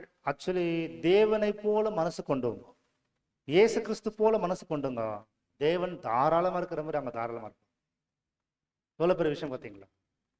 பி என்லார்ஜ்னாக்கா என்னுடைய ஒரு சகோதர சகோதரர்களும் கிறிஸ்துக்குள்ள சேர்றதுக்காக, அவங்க கிறிஸ்துக்குள்ள சேர்றதுக்கான என்னெல்லாம் செய்ய முடியுமோ செய்யற என்பதை அவர்கள் தாராள மனசா இருப்பாங்க என்ற வார்த்தை அந்த இடத்துல ரொம்ப அருமையா அங்க சொல்லப்படுகிறது. அதுலயும் குறிப்பா நீங்க பார்க்கும்போது அந்த லாஸ்ட்ல வாரி வாசிச்சுங்க பாருங்க, அதுக்கு மேல வாசிங்க.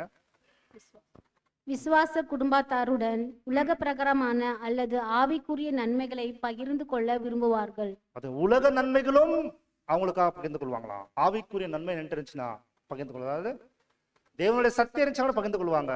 ஒரு பரிசுத்தவான்கள் நெருக்கடிக்குள்ள கடந்து போறாங்கன்னா அதற்கும் தன்னுடைய பெஸ்டா ஏதாவது பண்றது செய்துட்டு இருப்பாங்க. அதாவது இது பரிசுத்தவான்களுக்கே ஒரு உரிமை. அடுத்த ஸ்லைடு வாசிக்கலாம். மாசிதோனியாவில் உள்ள சபைகள் பண உதவியோடு மட்டும் நின்றுவிடவில்லை, மாறாக தங்களையே தேவனுடைய காரியத்தின் சேவைக்காக அர்ப்பணித்தார்கள். இதன் மூலம் மாபெரும் ஆவிக்குரிய ஆசீர்வாதங்களை பெற்றுக்கொண்டார்கள். மாசிடோனியா கேள்விப்பட்டிருக்கீங்களா சரஸ்வரிகளே? யாராவது ஞாபகம் வந்து சொல்ல முடியுமா? மாசிடோனியா பத்தி யாராவது சொல்ல முடியுமா? மெக்கதோனியான்னு வரும் தமிழ்ல. ரொம்ப ஏழைகள் தான், அவங்களுக்கே வறுமை கஷ்டம். ஆனா அந்த கஷ்டத்துல மற்ற சரஸ்வரி படக்கூடிய கஷ்டத்துல உதவி பண்ணிட்டாங்க. அதனால பாத்தீங்கன்னா அவங்க கிரேட் ஆயிட்டாங்க. பைபிள்லயே கிரேட் பரிசுத்தவான்கள். இன்னொரு சரஸ்வரி கஷ்டப்படுறாங்களா? அவங்க கஷ்டத்துல இருந்தாங்க. ஆக்சுவலி எங்களுக்கே கஷ்டமா இருக்கு இருந்தாங்க. ஆனா இருந்த மதியத்திலையும் அவங்க பரிசுத்தவான்களுக்கு பலியின் ஜீவியத்துல எந்தையாவது ஒரு ஊழியத்தை அவங்க பண்ணிருக்கிறாங்க. பரிசுத்தவான் அது எந்த சான்ஸ் விட்டுருக்க வேண்டாம், எதையும் தள்ளி போட வேண்டாம். அப்புறம் பண்ணிக்கிறேன்னு சொல்லி எதுவுமே நம்ம தள்ளி போட வேண்டாம். ஏன்னா நமக்கும் வாய்ப்பு இருக்காது, பரிசுத்தவன் இருக்க மாட்டாங்க. அதனால ஒரு சில சகோதர சகோதரிகள் வாங்கக்கூடிய அனுபவங்கள், அவங்க பாடம் பேசக்கூடிய சகோதரர்கள், பிரபலமா இருக்கிற சகோதரர்களுக்கு நம்ம கேள்விப்பட்டோம் எவ்வளவு முயற்சி பண்ணுவோம். பிரபலமற்றவங்களும் இருப்பாங்க, சும்மா வந்து போறவங்களும் இருப்பாங்க. ஆனா அத்தனை பேருமே தேவனுடைய பிள்ளைகள் தான். அத்தனை பேருக்கும் ஒரு சத்தியத்துல இருக்கிற பரிசுத்தவர்கள் என்னால ஏதாவது பலிஜீவன் தேவைப்படுதா, அது எப்படியாவது நான் செய்யணும் சொல்லும்போது மாசிடோனியாவை ஞாபகம் வச்சுக்கன்னு சொல்றாங்க. அடுத்த நெக்ஸ்ட் ஆர்டிகல், ரொம்ப அருமையான ஆர்டிகல் எல்லாமே வாசிங்க. தாராள குணத்தை கடைபிடிப்பதன் மூலம் நாம் தேவ சாயலை வளர்த்து கொள்கிறோம். எவ்வளவு பெரிய விஷயம் சொல்றீங்களே. குறுகிய மனசு வளர்க்க தெரியல கூட தான் போறாங்கன்றது கடந்த படத்துல பார்த்தோம். ஆனா தாராள மனசு வளர்த்துக்க அது எப்படி, அதான் ஒரு அந்த பாயிண்ட் பாருங்களேன். உடன் பிறந்த சகோதரர் போல. கிளாஸ் கேட்டே இருக்கிறோம். உங்களுடைய தம்பிக்கு வந்து இந்த மாதிரி ஒரு அடி வந்துச்சு, கீழே விழுந்துட்டாருன்னு சொன்ன உடனே உடனே ஒரு சின்ன ஒரு உணர்வு ஏற்படும் தெரியுங்களா? எங்கிருந்து எங்கேயும் மைண்டுக்கும் ஆட்டுக்கும் வயிற்று சம்பந்தப்பட்ட ஒரு சின்ன கலக்கம் வரும் பாருங்களேன். அந்த கலக்கம் என்ன பாத்தீங்கன்னா, என் ரத்தம் ஒரே ரத்தம், அந்த ரத்தம் என்றதுக்கு வருது இல்லையா? அதே மாதிரி பரிசுத்தவான்கள் உலகத்துல எங்க இருந்தாலும் ஒரு விஷயம் வந்தவனே பரிசுத்தவான்கள் கிறிஸ்துக்குள்ள செல்லக்கூடியன்ற அந்த எண்ணம் உடனே ஒரு ஸ்பார்க் உள்ள கிரியேட் ஆகுதான்னு கேட்டா, அந்த தாராள மனசு இருக்கிறவங்க தேவ சாயலை பெற்றுக் கொள்ளக்கூடியவங்களா காணப்படுறோம். நெக்ஸ்ட் வாசிங்க அப்படியே. தங்களுடைய மற்றும் மற்றவர்களுடைய ஆவிக்குரிய நலனுக்காக செலவிடுதல், தங்களுடைய மற்றவங்களுக்காக ஆவிக்குரிய விஷயத்துல செலவிடுதல். அடுத்த நெக்ஸ்ட் செழிப்பாக்கப்படுதல். ஆவிக்குரிய விதத்தில் கர்த்தர் காணிக்கையின் அளவை அல்ல, மாறாக அதை கொடுப்பதற்கு தூண்டும் மனதையே. அடுத்த நெக்ஸ்ட்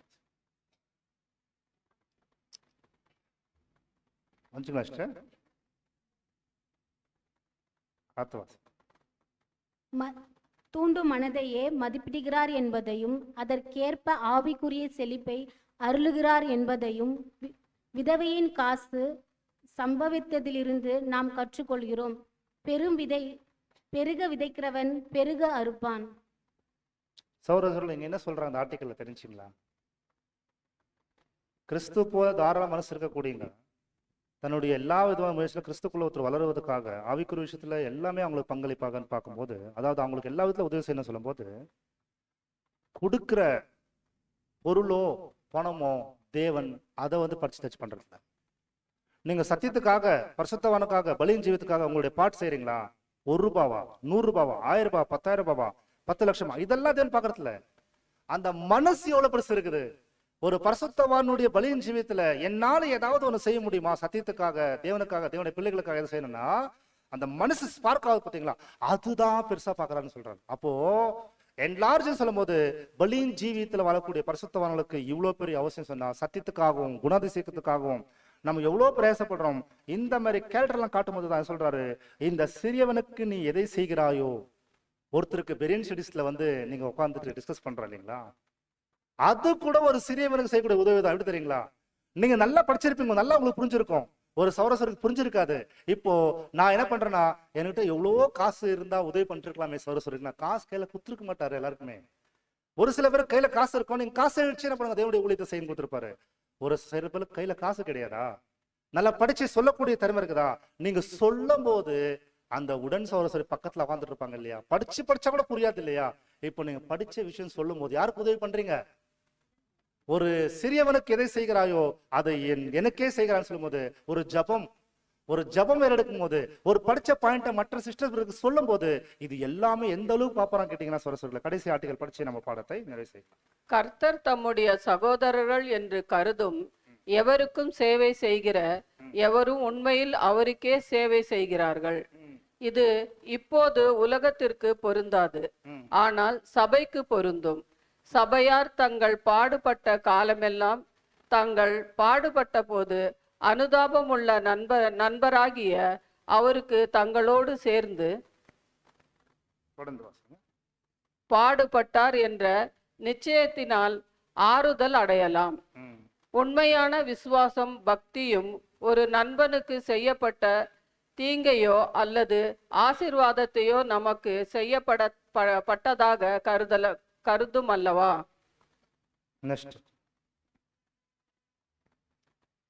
நீதிமொழிகள் 17:17 வசனம். யுத்தங்களையும் யுத்தங்களின் செய்திகளையும் கேள்விப்படுவீர்கள். இல்ல தவறா வந்திருக்கு. நீதிமொழிகள் 17:17 பைபிள்ல படிச்சிருங்க, நம்ம பாடம் நிறைவு செய்யலாம்.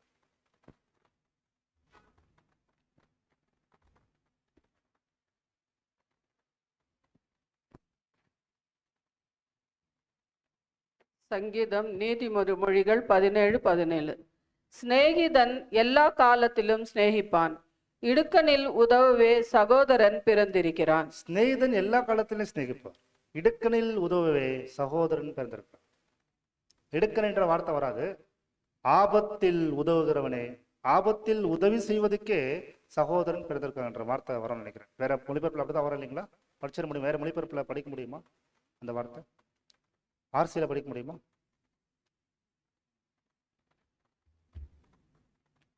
ஓகே, டைம் ஆயிடுச்சு நமக்கு. ஸோ பிரியமான சகோதர சகோதரிகளே, எப்பெல்லாமே ஒரு பரிசுத்தவான்கள் பலியின் ஜீவியத்துல நம்மோடு சேர்ந்து பாடுகள் படுறாங்களோ, இல்லை எங்கேயாவது கஷ்டப்படுறது கேட்குறோமோ, உடனடியா நம்ம வந்து காண்கின்ற சகோதர சகோதரர்களை அன்பு செய்வதற்காக முயற்சி பண்ணணும். சத்துருகளையும் நேசிக்கிறதுக்கு உதவி பண்ணிடணும். தொடர்ந்து பரிசுத்தவான்களுக்காக நாம் செய்கின்ற ஒவ்வொன்றையும் கிறிஸ்து குணாதிசயத்தை வெளிப்படுத்துவதற்கு தேவன் நமக்கு கிருபை செய்வார். தயவு செய்து எதையும் தள்ளி போட வேண்டாம். ஏன்னா நமக்கு இருக்கக்கூடிய ஆப்பர்ச்சுனிட்டியை நாம் இந்த டைம்ல முடிச்சிடலாம். தீர்க்கதரிசனம் எல்லாமே கண்டிப்பா நிறைவேறும், தேவன் நிறைவேற்றுவார். நாமளும் நாம் செய்ய வேண்டிய பலியின் ஜீவியத்தை தொடர்ந்து செய்து முடிக்க தேவன் கிருபை செய்வாராக.